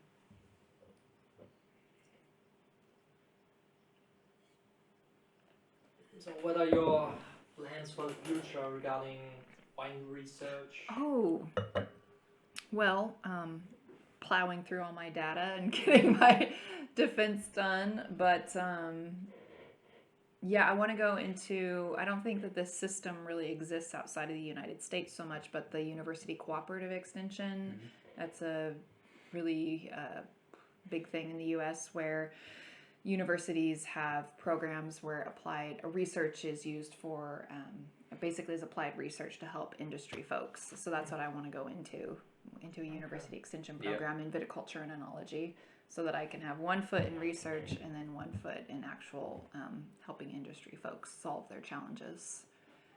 So there would be also teaching there and just like outreach as well. Cool. Yeah. So that's the goal. Of course, you know, you never know what's going to happen you in the never know. future. I obviously have had experience in industry before, so that's always something that would be an option to go back into. But yeah, I mean, I like lab work too. Yeah. You know, there's something very comforting It's about it. It's meditative. Yeah, It's like a and then meditation, and I you love focus on like this task, and you do yes. repetitive stuff. And, I know some people find it tedious, but I really enjoy it. And then just seeing what those results are going to be. yeah. It's like, what is that going to be? What are the compounds going to be? You know, but there's also the challenges too in the learning curve. Yeah. But yeah, it's and the fun. frustration when nothing works. Yes. And you don't know where the mistake is. And you're Yes. like, Yeah. that can be very tedious. Yeah. But I like, I do some consulting work back in Arkansas at a couple of wineries, and I really like helping people solve their challenges or just helping them make a wine that people are going to like, you know? So, yeah, I guess I like the variety. So the other Blaufränkisch that we have is going to be very different, because this was essentially a completely different time in Austrian viticulture, especially with red wines. Okay. Because this was the kind of time where Bordeaux was the kind of you want to be. So a lot of people wanted to make wines that are similar So they're to emulating Bordeaux. the Bordeaux Yeah. style. Okay. But in this case, we still only have 13%, which is very good. This was also a time where high alcohol wines, let's just call it the Parker era, after Robert Parker, because of his very specific wine taste that got a lot of wineries good points, who made heavier oak-driven wines. And this was definitely a time in Austria when people wanted to emulate this. This is a Blaufränkisch that goes much more in the direction of Bordeaux. Okay. With its Without being a aromatics. blend. Yeah, no, it's you can do Blaufränkisch this way, but for me personally, I like if you want to do comparisons, I like Blaufränkisch that is a bit more like a mixture of Syrah and Pinot Noir. So I like the more elegant side of Blaufränkisch. And I don't really know that much about Briller's wine during that time, because I mostly know the wines from Georg Briller, who is the son of the former winemaker. And this was definitely before his time. I believe Georg started probably in the early 2010s, but I don't really know it that much. This is going to be quite different. Yeah. It's yeah. more, well, of course, it also has a bit more age to it. Sure. You can see it on the color. Which you can immediately see, yeah. And then also, it's much more leathery, cedar wood, tobacco driven, a lot of dried prunes. Wow. God, it's like the complexity of Blaufränkisch. Yeah. It's really amazing. But personally, I also really like it. I think it's very well made. It's not my preferred Blaufränkisch style, but that's the beauty in it all, because it would be boring if you all like the same stuff. Also get a lot of cured meat. Yeah. Yeah, like this, for sure. These For cooked sure. meaty flavors. Do you guys- get from some dishes? Do you guys ever get on Cabernet Sauvignon, and maybe this is just like very regionally specific with California, like Napa Cabs, but like soy sauce in some of the aged Cabernets? I can't really say that because I don't really drink Cabernet much. Okay. What I mostly drink. I'm not getting that in this, Yeah. but I'm just thinking about. I know what you mean. There's like you also get it in some Riojas. Older Riojas have definitely gotten soy sauce aromas on a red Lobusteria that I had before. Man, that's pretty smooth. Yeah. That's nice. I really like it too. But man, yeah, you do have to age it for a while to get those tannins to smooth out.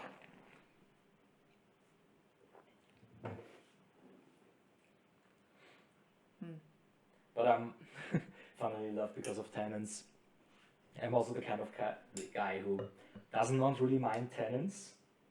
I've drunk some very young Barolo, which is like tongue-ripping tannins. Yeah, but are you having that with food? No. No? Not. Just by itself? No.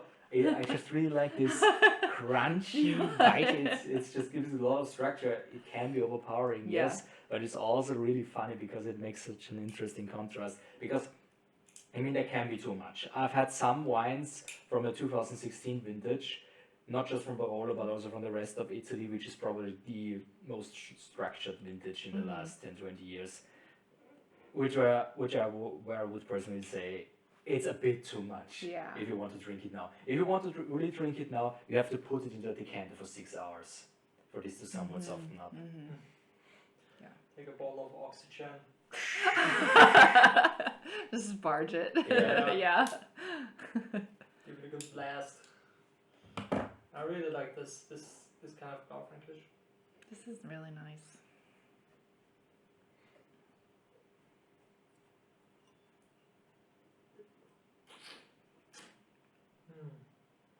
Nice. Yeah, Blaufränkisch can just age so well.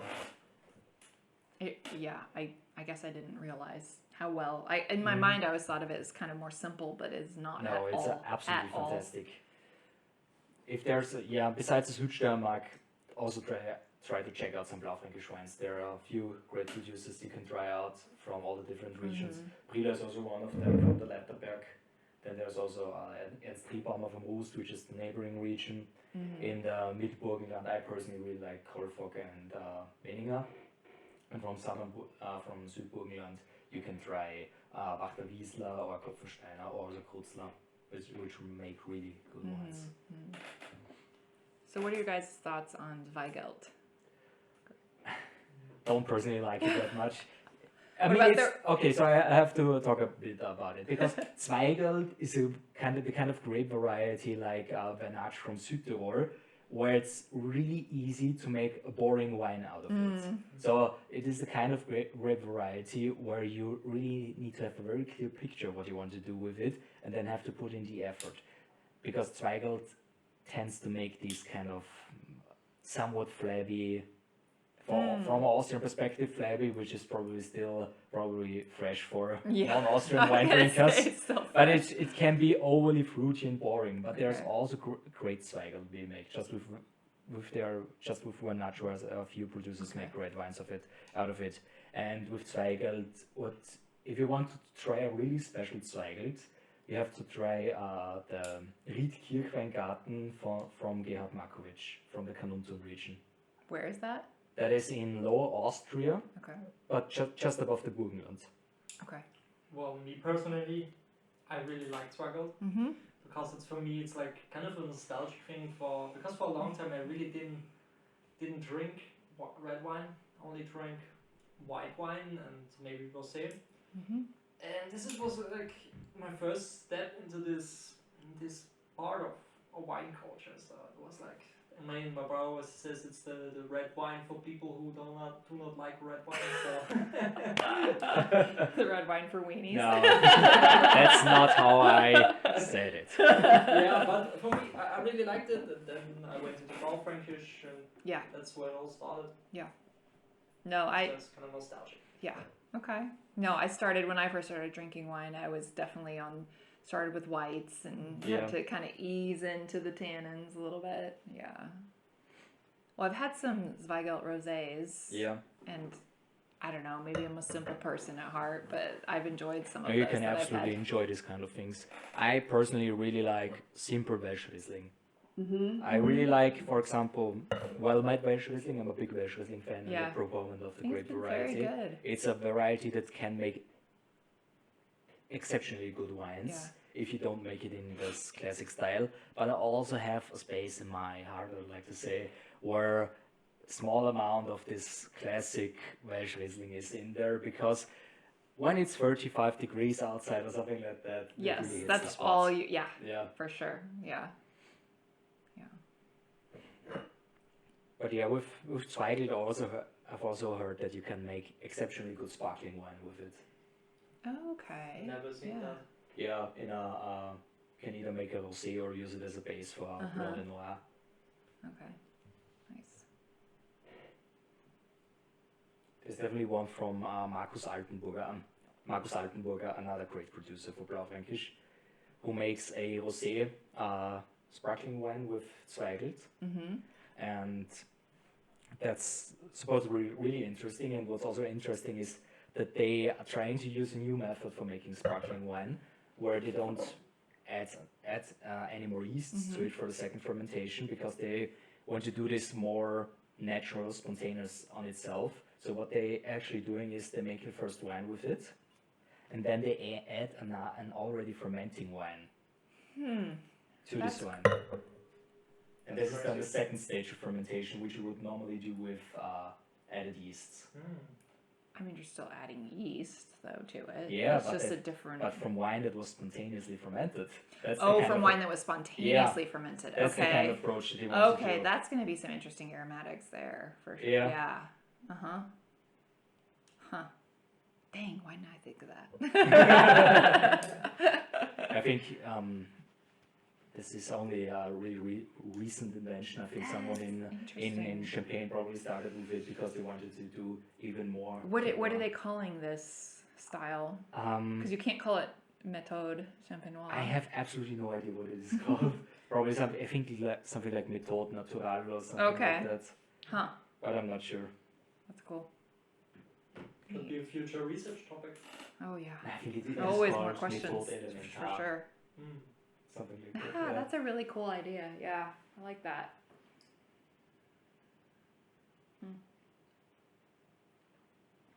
Okay, which one do you guys prefer? The 2013 Blaufränkisch or the 2005? It's basically a stylistic. Yeah. Me personally, I like the 2005. These meat flavors, what you talked about, I really like them. So, can I get another sip? Of course. And of course, Absolutely. I don't think it's much a question for me. I really like Franz wines, and this is such an elegantly soil-driven wine. Yeah. I've got so much minerality from it. That's just really what I like about it. Yeah, it's just up to personal opinion at that point. Yeah. It isn't the kind of right or wrong question. Yeah, no. Yeah. And I mean, that's most of the time the way it is with wine, unless someone likes a wine that really has some off flavors. And you're like, what's wrong with your nose? If you like a ropey wine, do you know what a ropey wine is? Yes. If you like, I've never experienced it, but I know, If you like that, then I'm boring. Then you're right. Yeah.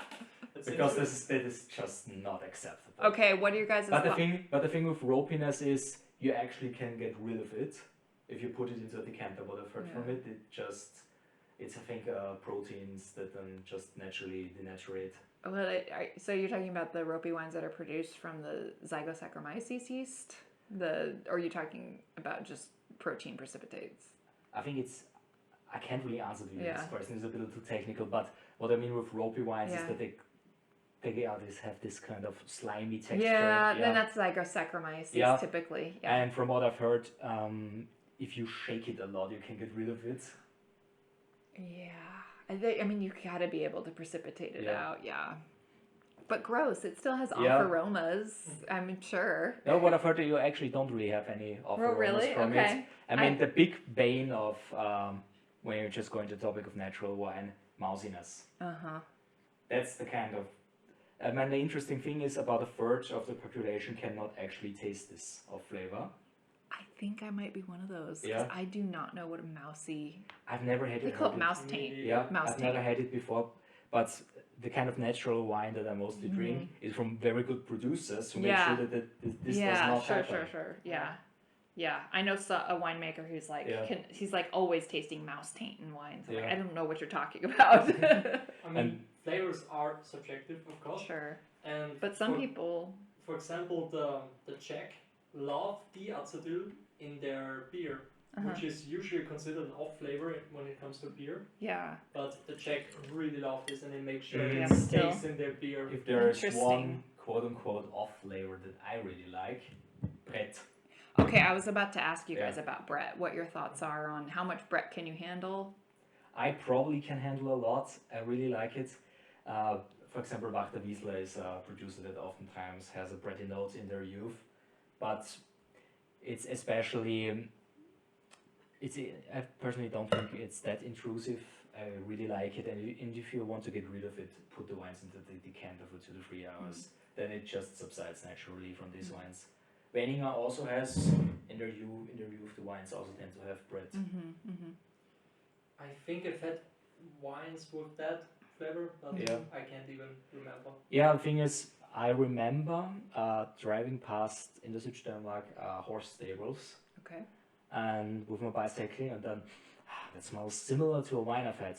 Yeah, I like this kind Okay, of stuff. so I like yeah. those barnyard flavors. I think Okay. it's just Because really there, interesting. I mean, there are a couple different components Yeah. to Britannomize these. You have the barnyard and the Yeah. Band-Aid. You know, Yeah. like the Band-Aid Yeah. aroma, and then you have like the smoky guaiacol or Yeah, the I think medicinal. the moment it starts to smell like shit, then See, I get a little when it gets like too intense Yeah. on the Band-Aid and the horse blanket barnyard. I'm like, I'm out. But a little bit of that adds Yeah. nice complexity, for sure. I mean, I've also discovered I'm also a big fan of reductive aromas. Mm-hmm. If they're Yeah. done very Yes, well. if they're done well. Too much, it's like Yeah. Too much is. Yeah. Can be very good, yeah. Mm-hmm. Kolfog, for example, his wines. So Yeah. Stefan's wines also have in his high alkaline wines, the Grüne Veltliner and the Weißburgunder and Vermint that he makes. There's also quite a remarkable reductive note in there. See, reductive in whites, like a little bit of reduction in whites, Yeah. wines I like. I Yeah. appreciate. Yeah, If definitely. you want to go really over the top, try out wines from the Canary Islands. Okay. Never had those. No, I Look, haven't. look. either. Did I? The Beignet that I had I when can't remember back in why. April. Okay, yeah, I've opened one back in April. So My it brother was. has such a good memory, it's insane. Yeah, you'd have to be a history major, right? Yeah. Or masters, yeah. You can tell you, like in the year XXY in spring there was this kind of weather. It's Oh, incredible. I'd fail that. I'm like, no, Yeah. I don't know. No, it's I mean, I That's why. started remembering these things when I got into wine because I want to know what the kind of vintage is, and so Yeah, yeah. yeah, and with this Spanish wine is from Envinante, is the winemaker from the Canaries. They also make wines all over Spain, and I mean for the Canaries, you really have a lot of these volcanic soils, and people think that is what gives these wines this kind of oftentimes also increases the sulfuric compounds in the wine. And I personally really liked it. It was probably too much also for a friend of ours, Benjamin, who also likes reductive aromas. But I have had it then on the next day. It even was perfectly integrated. That was so good, this wine. I've never had a red wine that was so minerality driven.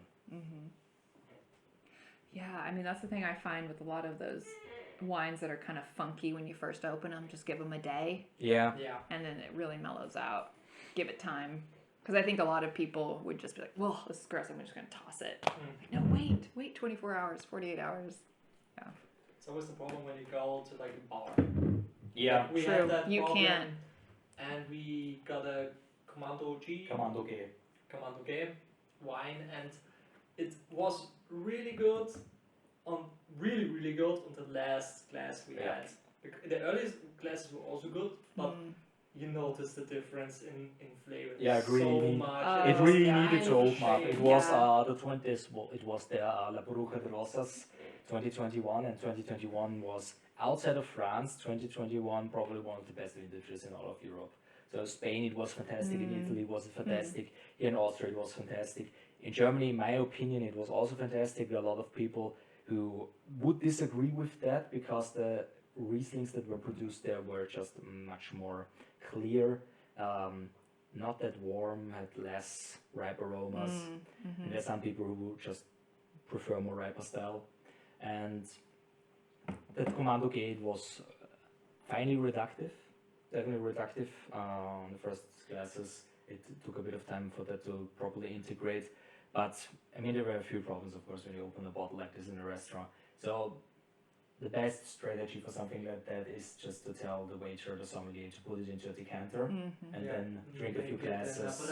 Yeah, just drink a glass before that, and you start drinking that one. Okay. They won't get.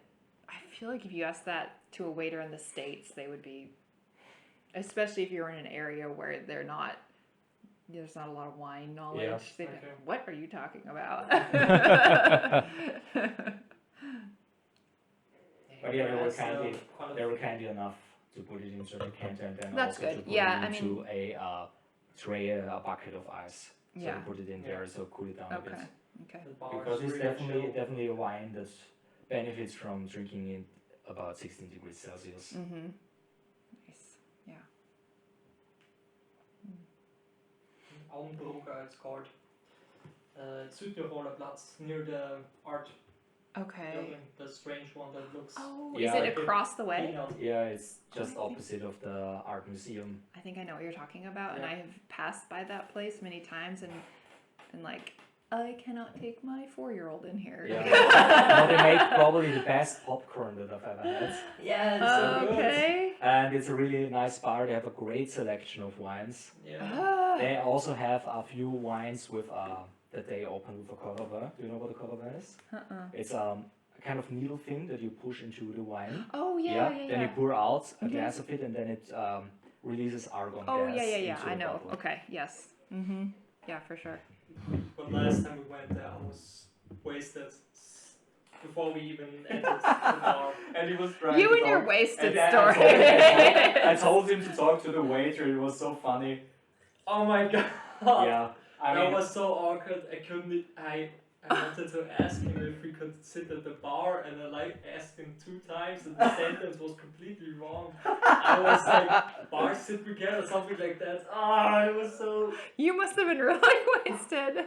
Yeah, we had a picnic on the Schlossberg. So we had a wine classic picnic. wine Picnic at the Schlossberg, and I have to say on that day I was in the cram time for my exam for my bachelor's degree. And I really needed to release some stress. Yeah, So I was in the mood for drinking a lot. Yeah. And it was quite spontaneous. I asked while we still at work, and even immediately after work we went. And some friends came by, and usually the most spontaneous things blow up the most. Yeah. Oh, for sure. Those are the best. Yeah. Yeah. So now I'm going to ask you to get some wine. Can you bring those back, and then can you take the Cabinet Riesling? Yes, I want to try those. I'm excited we definitely have to try this one because the producers in Kitzig and Sauser, where they make where I've told you before, where the slate and schist soil is, they are doing a lot of Riesling. And recently they have started to make this with residual sugar, like in the cabinets, how you get it in the Mosel or other parts of Germany. We're going to have to clean our glasses because that's going to work with the red wine.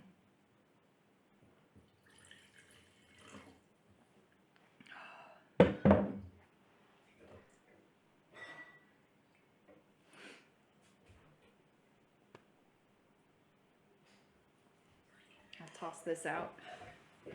Toss out my. The kitchen. Yeah. Yes. Say you better hurry up. Yeah. Thank you very much, Erich. Thank you.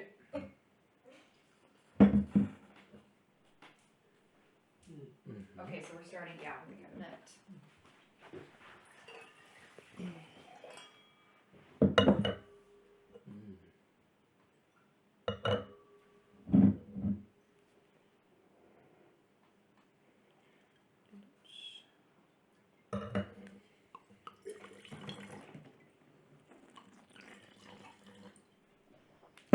Very well made.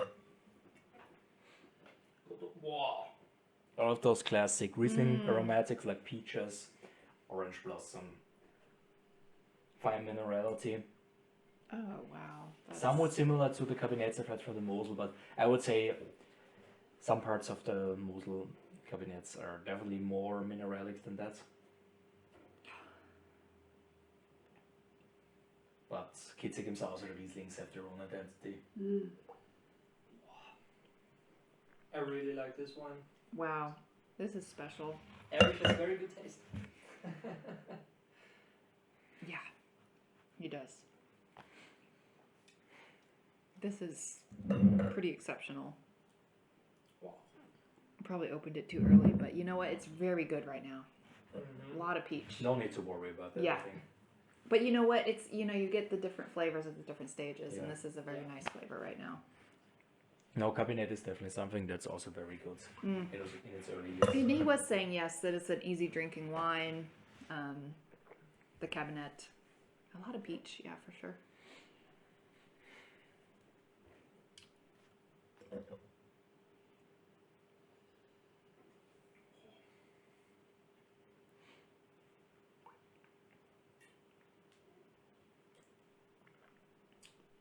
So what do you think the acidity is on this?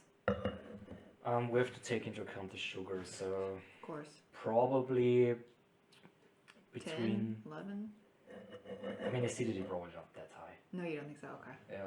So I mean, we could take a sample and make titration. Yeah. I guess I'm the just sugar's going not to that go high. now. The sugar's not crazy yeah, though. no. It's a Maybe cabinet, 8. so it's probably something like between 10 and 20 grams. Yeah, not too crazy. The acid? The acid? No, the sugar. The sugar. Yeah, he was saying 12.5 Yeah. gram per liter. So I guess the acidity is something like between 6 or 7 grams. Oh, that's not very high at all. Hey.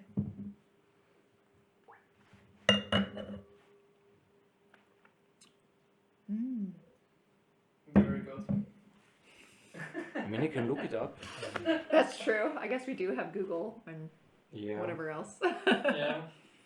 I mean, they it is 2023 vintage, so there are some EU regulations that ingredients and a lot of data of wine has to be made public now, and it might be the case that they have already written it down here. Speaking of, do you guys have to have the nutritional facts available? Not Isn't yet. that a thing? No, it that's is. coming? That is what I've just talked about. This is a coming, new Yeah. EU regulation, and they can either print it on the back of the label or they can add a QR code. I think this is coming to the States, Yeah. possibly. Yeah. I mean, because it's on beer and I know. I always On wondered, wine. like, why isn't it made to be on wine? Yeah. And it's really helpful because now you know what the people are actually adding to wine. Yeah. I Yeah. think you should. I think that that's a good thing to know. Okay. I found, yeah, that's true. On Wein Steiermark, the website of the Styrian Wine website, they have labels here. Okay. So it has 7.7 grams of acidity Okay. per liter, which is, yeah, Yeah. kind of Riesling, no, Riesling high.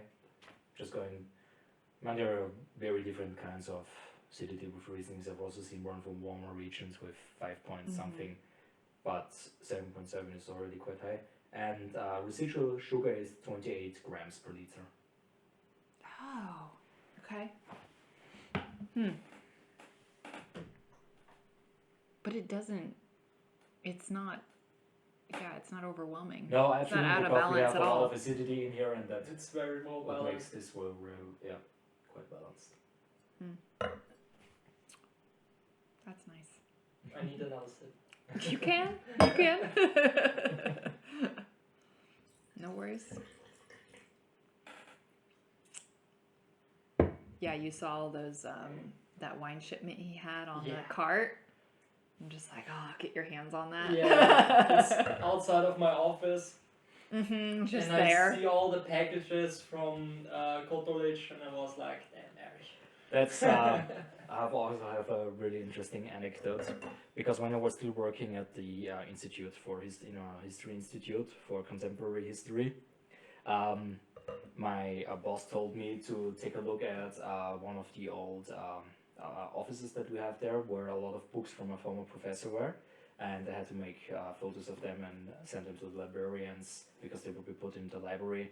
And she also mentioned there were some boxes, and I should look into them. And yeah, it was not a box full of books, but it was a from a wine shipment Yeah. box, but sadly there was not anything in there anymore. Oh no! But it was really You're like, quite. you thought I hit It the was really jackpot. quite the funny moment. I mean, we also got some, let's say, hidden, in quotation, gems of wines in Yeah. the institute, in the social room. I think for years, some wines were stored on top of the shelves in the social room, and I can't imagine they taste any good because the No. summit gets so hot in there, Yeah, for and sure. the light, Yeah, yeah. and there's so much dust on them, so you can. But you know, if you get desperate enough, Yeah.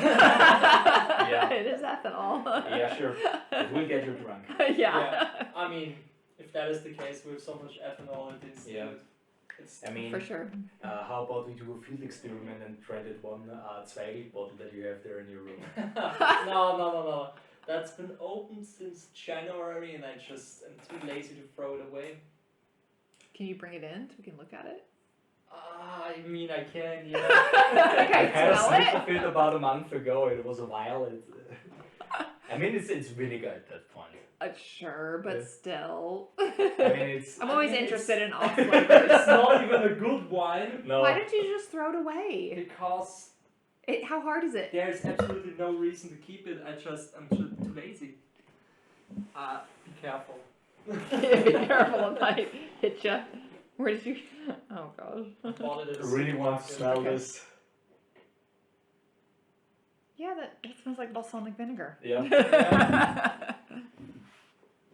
I think today is the day you Yeah. put it down the drain. Just throw it away. I was only mentioning I'll do it right Yes. now. Do it, do it, do it, do that it. you would get a bit embarrassed and just finally throw it away because 6 months later. yeah. Yeah.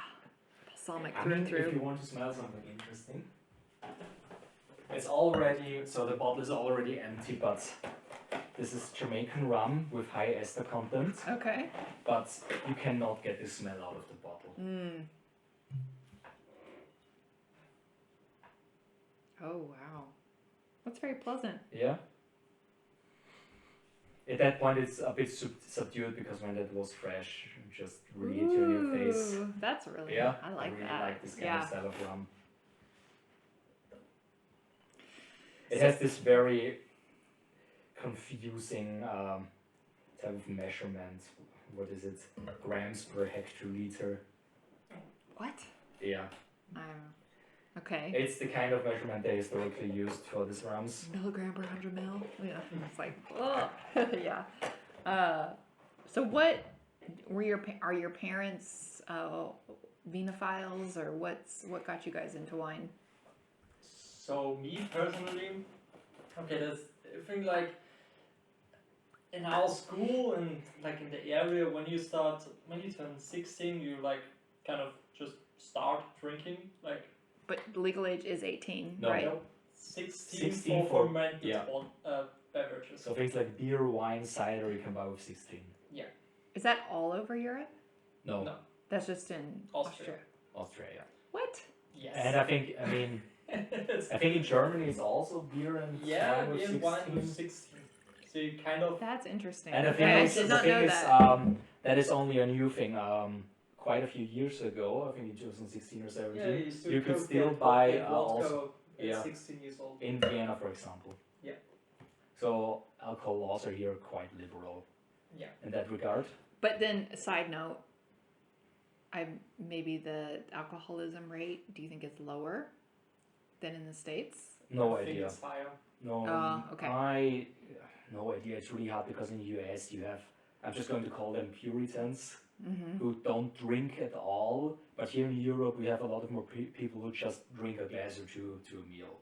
Mm. Yeah, because you were exposed to it earlier. Yeah. I feel like if it's Yeah. not such a stigma. Anyways. So the juvenile mind, of course, thinks, yes, higher percentage will get me just better drunk, I guess. No, it's like, we need to get the thing with the highest percentage because that will get us more drunk than just drinking beer. I mean, if you drink the same amount of alcohol at the same time, it doesn't matter, but I guess it just goes down quicker, and that's how you kind of Yeah. get into that. But of course, our parents drank wine. Mm-hmm. You always see how your parents drink wine, and you feel like, take a smell. It's kind of how I got into it. Okay. But Okay. into the wine kind of really enjoying it, it hasn't been that long. Okay. So my brother kind of forced me to start enjoying I wine. indoctrinated him. So the thing is also we bought a lot of port wine, Yeah. and I knew of port wine because of whiskey, because well at the ripe and tender age of 16 and 17 I kind of started to get interested in whiskey, and then God. yeah. So I the thing still is, can't the thing handle you have to understand with me is I'm someone who absolutely endorses and enjoying things, and it was never about being drunk. It was just something that I really, it's just something you can be nerdy about, and you can really dive into. Getting drunk was just coincidentally part of no. the whole idea. I drinking to get drunk. I only started after this one got exposed, and my parents kicked my ass, and in defiance, then I started to get drunk. Yeah. Okay. So and the thing is, because of that, I knew of port wine, and then essentially we started port wine. Port wine and drank that in the forest. So our God. parents wouldn't find Why out. is it always like alcohol in the forest? That's like a universal thing. Yeah, absolutely. Hiding behind the trees. So now, and to actually get to the part where I get into wine. So this was in 2021, and I've watched a YouTuber, and that person mentioned that they drank a bottle of wine or something like that, and then I thought, yeah, I could probably just drink a bottle of wine, and then bought some cheese and had the wine with it, and it was fantastic. And then I realized I really liked that stuff, and then I explored a little bit more, tried a few different things, and then in the summer of 2021, that's well, what a real reaction happened. So at that point, I just got obsessed with the topic. And you also have just like an encyclopedic mind. I really started researching all about it. I've always need to have some kind of topic that I really dive into, and it's always something gastronomical. So I really also enjoy cooking. And years before I started with wine, cooking was my main obsession. And so I got into it, and Cool. And since then, it has been a wonderful journey, meeting many wonderful, interesting people, trying so many things, and just getting an appreciation for the landscape, especially for our wine culture, and what is possible with wine. Wine can taste like so many things. It's incredible when you think about it, and that you can essentially bottle a place or location when you have like a single vineyard wine. It's just so interesting to me. Well, it's not only the location; it's also the philosophy. Absolutely, Yeah, the philosophy of the winemaker. Yeah. I mean, the cultures, importance of the winemaker cannot be understated. It certainly place winemaker higher than just heritage and terroir, because there are certain wine styles that, in my opinion, permit to make terroir-driven wines. If you make an overproduced wine with a lot of additives, it's not made to represent where it's from, but it's made to suit a certain taste. Yeah. Well, and that's sort of the difference between the boutique wineries, quote unquote, and then your just mass production. Which is they look for funny consistency. because when you as an American think of mass production wines, and we as an Austrian think about mass production wines, you'll probably call this still a boutique wine. Because when you compare, when you compare big producers in the Burgenland like Scheiberhofer with something like Gallo, impossible. And of course, you have to admit, of course, that that the view of the small wineries are the best is also a bit romanticized. When you, of course, look at the Südsteiermark, Thema and Ports are some of the two biggest producers down there and make some of the best wines there. So it's also a lot of internal philosophy that they have. For example, Thema is biodynamically, they add as little sulfur as possible. Yeah.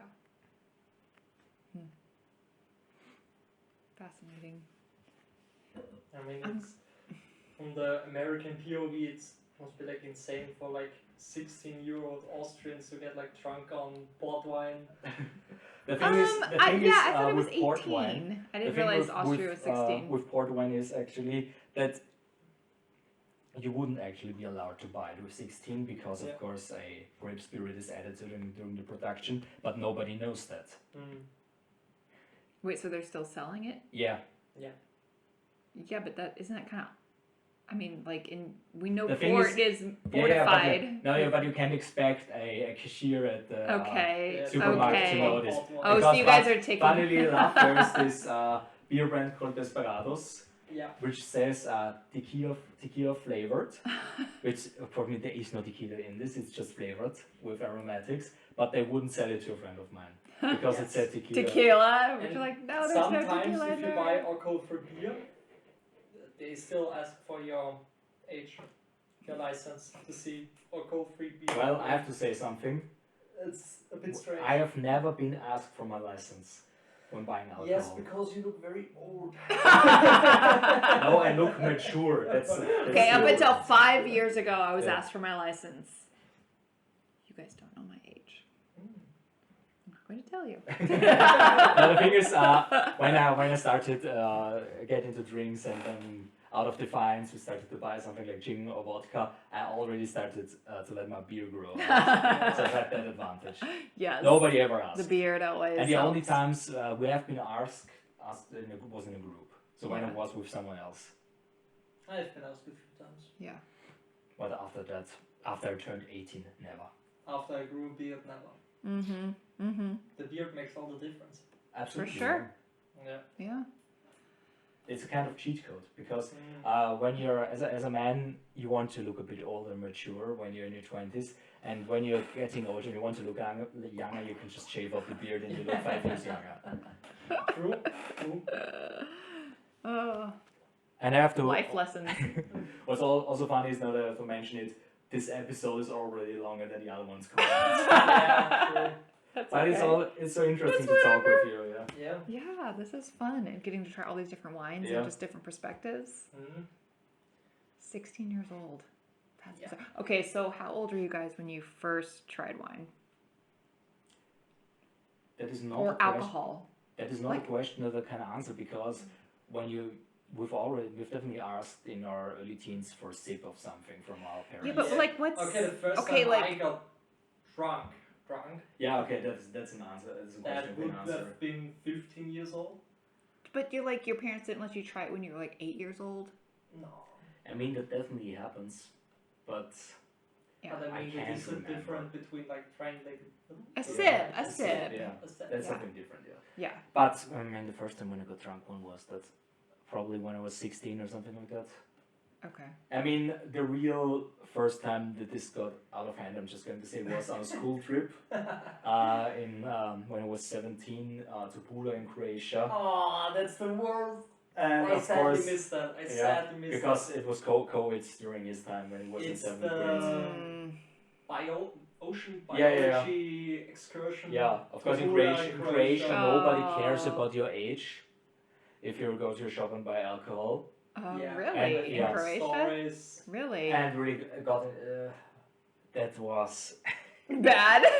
I mean, we started to buy those big water canisters that weren't even bottles anymore, and we just bought a lot of orange juice and a lot of vodka, and then mixed this together, and then had our big chunk of But you were 17. then. Yeah. Okay, you've come a long way. You've Yeah, come a yeah. long way. So what concerning alcohol, I actually only drink wine and a bit of rum and Yeah. maybe a beer every odd moon, I'd say. Yeah. Yeah. But now those times were crazy. Yeah. Like mixing port wine with absinthe. Just throw everything together. Oh. Yeah. Yeah, that is. Whatever you get your hands on, that's crazy. That's funny. That's insane. Yeah. And I mean, when you're 16 years old, the police don't know if you drank wine or gin, whatever. Right. Yeah. You can be. But that's so. Drunk. It's strange to me that age because, I mean, generally, what is it around your mid-20s? Your brain, like, you're not fully developed. You can't make proper decisions. Yeah, but But they Oh, ship the people point off is- to war at 18. Yeah. no, you the know? point is it's the kind of age and time when it's easier to make mistakes because you're still in a somewhat controlled environment. Yeah. So I think it's good that a lot of teenagers are allowed these kind of freedoms to just make these mistakes when And not that much can figure it happen. out. Yeah. Yeah, really. Because people who are sheltered from that, Yeah. and then they just go crazy Absolutely. in their 20s and I mean, it wasn't hurt for themselves. me. I was not someone who was actually really interested in getting drunk or anything like Yeah. that. But when my parents got on my ass because I had a few bottles of whiskey, then the thing was, A few bottles. Just a few bottles. No, let me finish. Let me finish. Or I will throw this broken cork piece at you. My general interest with whiskey when I was 17, it was just because I was so interested in the topic and I wanted to taste all of these things. And then out of defiance, now I'm really going to get fucking drunk. What are you going to say about it? Whiskey? Oh, no thank you. Yeah. Yeah, and I mean, there are some shady people out there. Yeah. Especially this cheesy, let's call him cheesy, Cheesy. New Gleis stuff, and he sold everything to everyone. Wait, so this was here in your town. Yeah, it was in a neighboring. So he was neighboring basically town. making what we call moonshine? No. He sold alcohol of all kinds to Oh. every age. And Okay. like 14-year-olds. Yeah, it's the kind of place where the 14-year-olds would go there and to get drink drunk. Checky Cola. And he also ripped them off. Yeah, of course. And the local Thanks. and the local police, of course, he just bribed them with alcohol. Yeah. Yeah, I mean the reality of small villages here in Austria is, of course, something different. I mean, we would smoke shisha in there, which is like this big thing with tabak on top. Are you talking about hookah? Yeah. Hookah, Mm-hmm. and drink tequila or whatever. Yeah. It's insane, and then drive home with our bicycles, which is incredibly illegal and you should never do. But I mean, we were done at Yeah, as long as you're not stealing them. Yeah. No, that's insane. Driving But I home mean, with a like- bicycle is. It's not as bad. Well, okay. I'm I thinking mean, about driving a car, I mean, doing yeah, that. That's Yeah, man, the problem is just that you can't Pros and properly react, because if you're driving drunk on a bicycle at that time of the day, Yeah. the chances of running into a drunk driver are quite high, and when you're drunk and the car driver is drunk, then the situation is even worse. Yeah. I mean, the best thing that can happen to you is just to fall into a ditch and then fall Exactly. asleep. But yeah, as a drunk driver of a car, that's much worse. Yeah. Yeah. Oh no, yeah. We all have the stories from when we were younger, for sure. Definitely. Good memories. Though at the time it was like, what have I done? Yeah. But of course, you can just look back at them and laugh. Yeah. Just like how I do it with the time in the Burgenland, where it just got completely wrecked. The day, I mean, you can't even say the day after, because I got into the hotel at 3 a.m. and then I had to wake up at what was it, 9 a.m. or I could not sleep. They were in the room across of me, and they were just all starting to talk in a very loud voice, especially Benjamin. Yeah. And I just laid in my bed and thought, oh, shut up. but I was saying to myself, worth it. No regrets. No regrets. Was so funny. Partying I with cannot. winemakers Yeah. until 3 a.m. is like. Like you as a university student, you think you can drink a lot, yeah? And then you meet a winemaker. Their course of tolerance is high. Yeah. These Yeah. people are insane. Generally, they're going to be high. Yeah. They all started drinking at 3 p.m. Mm. Yeah. till 3 a.m. Yeah. and they were still going. Yeah, it's funny enough, when I was at Weingut Polz 2 weeks ago, it was 1 week ago, I started to chat with one person at the winery, and then I mentioned the topic of wine, of the wine, how much winemakers can drink, and then he also told me a story about another winemaker in Burgenland, who, when they were also already pretty much finished with drinking, would say, oh, let's go, Mathieu. No, we have to drink this Magnum. Oh God. I don't think I could keep up. Me neither. Yo, you just Don't want to do that. know your pace. Do not challenge the professionals. Yeah. And really not just crash out at 11 p.m. Yeah. Like a certain someone. Yeah. That's a cert that you don't have to bring home. Yeah. All right. Do we want to try the other Riesling? Yes. The dry, Why not? Eifel dry. Yeah. Very much. Bring it, Florian. I shall bring. Come. Put that back in the fridge then. Oh, you still want some of that? No. I'm good right now. Thank you. So that was pretty special. Yeah. Mm-hmm. You can also try the ones from a few other producers like Wohlmuth or Schauer. They also make a good Cabernet Riesling here. Mm-hmm.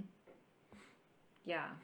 And if you want to try sweet wines from Austria, check out the ones from Neusiedlersee. Okay. There are a few great winemakers like Kracher or Gida who make really good sweet wine. These are my favorite Riesling bottles. So this is called a Schlegelflasche because it. The shape. Yeah. We call it Hawk.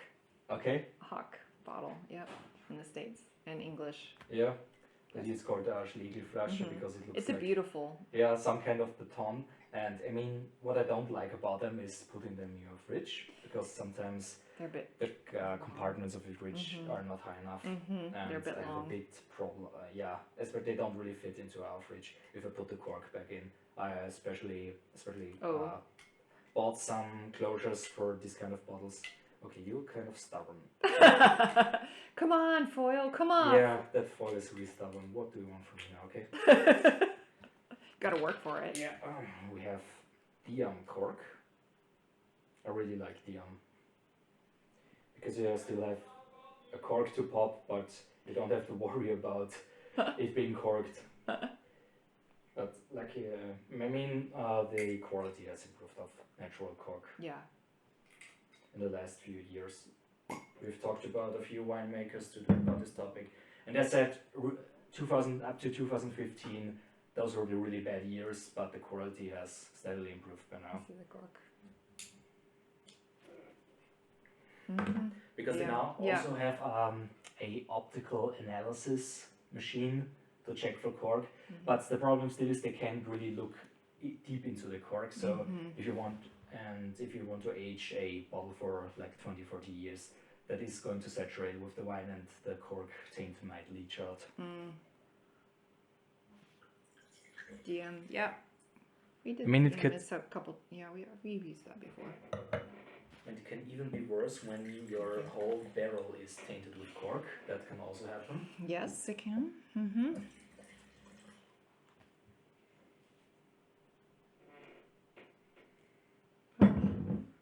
I think Riesling is one of my favorite varietals. Yeah. It's just For so. wide varieties, it's probably my favorite right now. It's just so such an complex. interesting grape variety that can express itself in so So many many ways. yeah. Yeah. Have you tried Riesling from limestone soils? Probably, but I wouldn't. Yeah, it's really I can't interesting because you remember. really have to compare them to this made from soils like slate. Because for me, limestone Riesling has That's much nice. more citrus fruit in it. It has a very chalky minerality. Mm-hmm.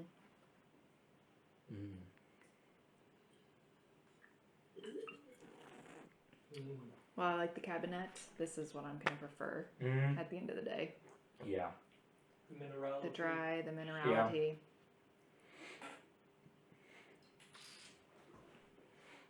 Very nice. Kitzigensalsa. Yep. Have you ever been to Kattolisch? No. They are not actually in like what you think of when you think of Kitzigensalsa. They're in the southern part of it, which is like a bit the south of Leibniz. And there they have soil more similar to Gamlitz, Okay. with a bit of sandstone gravel. Because Kitzigensalsa, the view is amazing. Yeah, it's absolutely fantastic. I think I can definitely show you some Yeah. pictures. That is incredible. Yeah, the views here. Oh my gosh. When we've gotten outside of the city. Yeah. So this was at the Buschenschank by Schauer. Absolutely fantastic. And then this was from the parking area. Oh my gosh. Perfect with the And sunset. even pictures can't like Yeah. Yeah. encompass the beauty of what you're else seeing. do I have? Yeah. I mean, have you been at the Schlossberg in around April because you will have Yes. the lavender? What else do I have?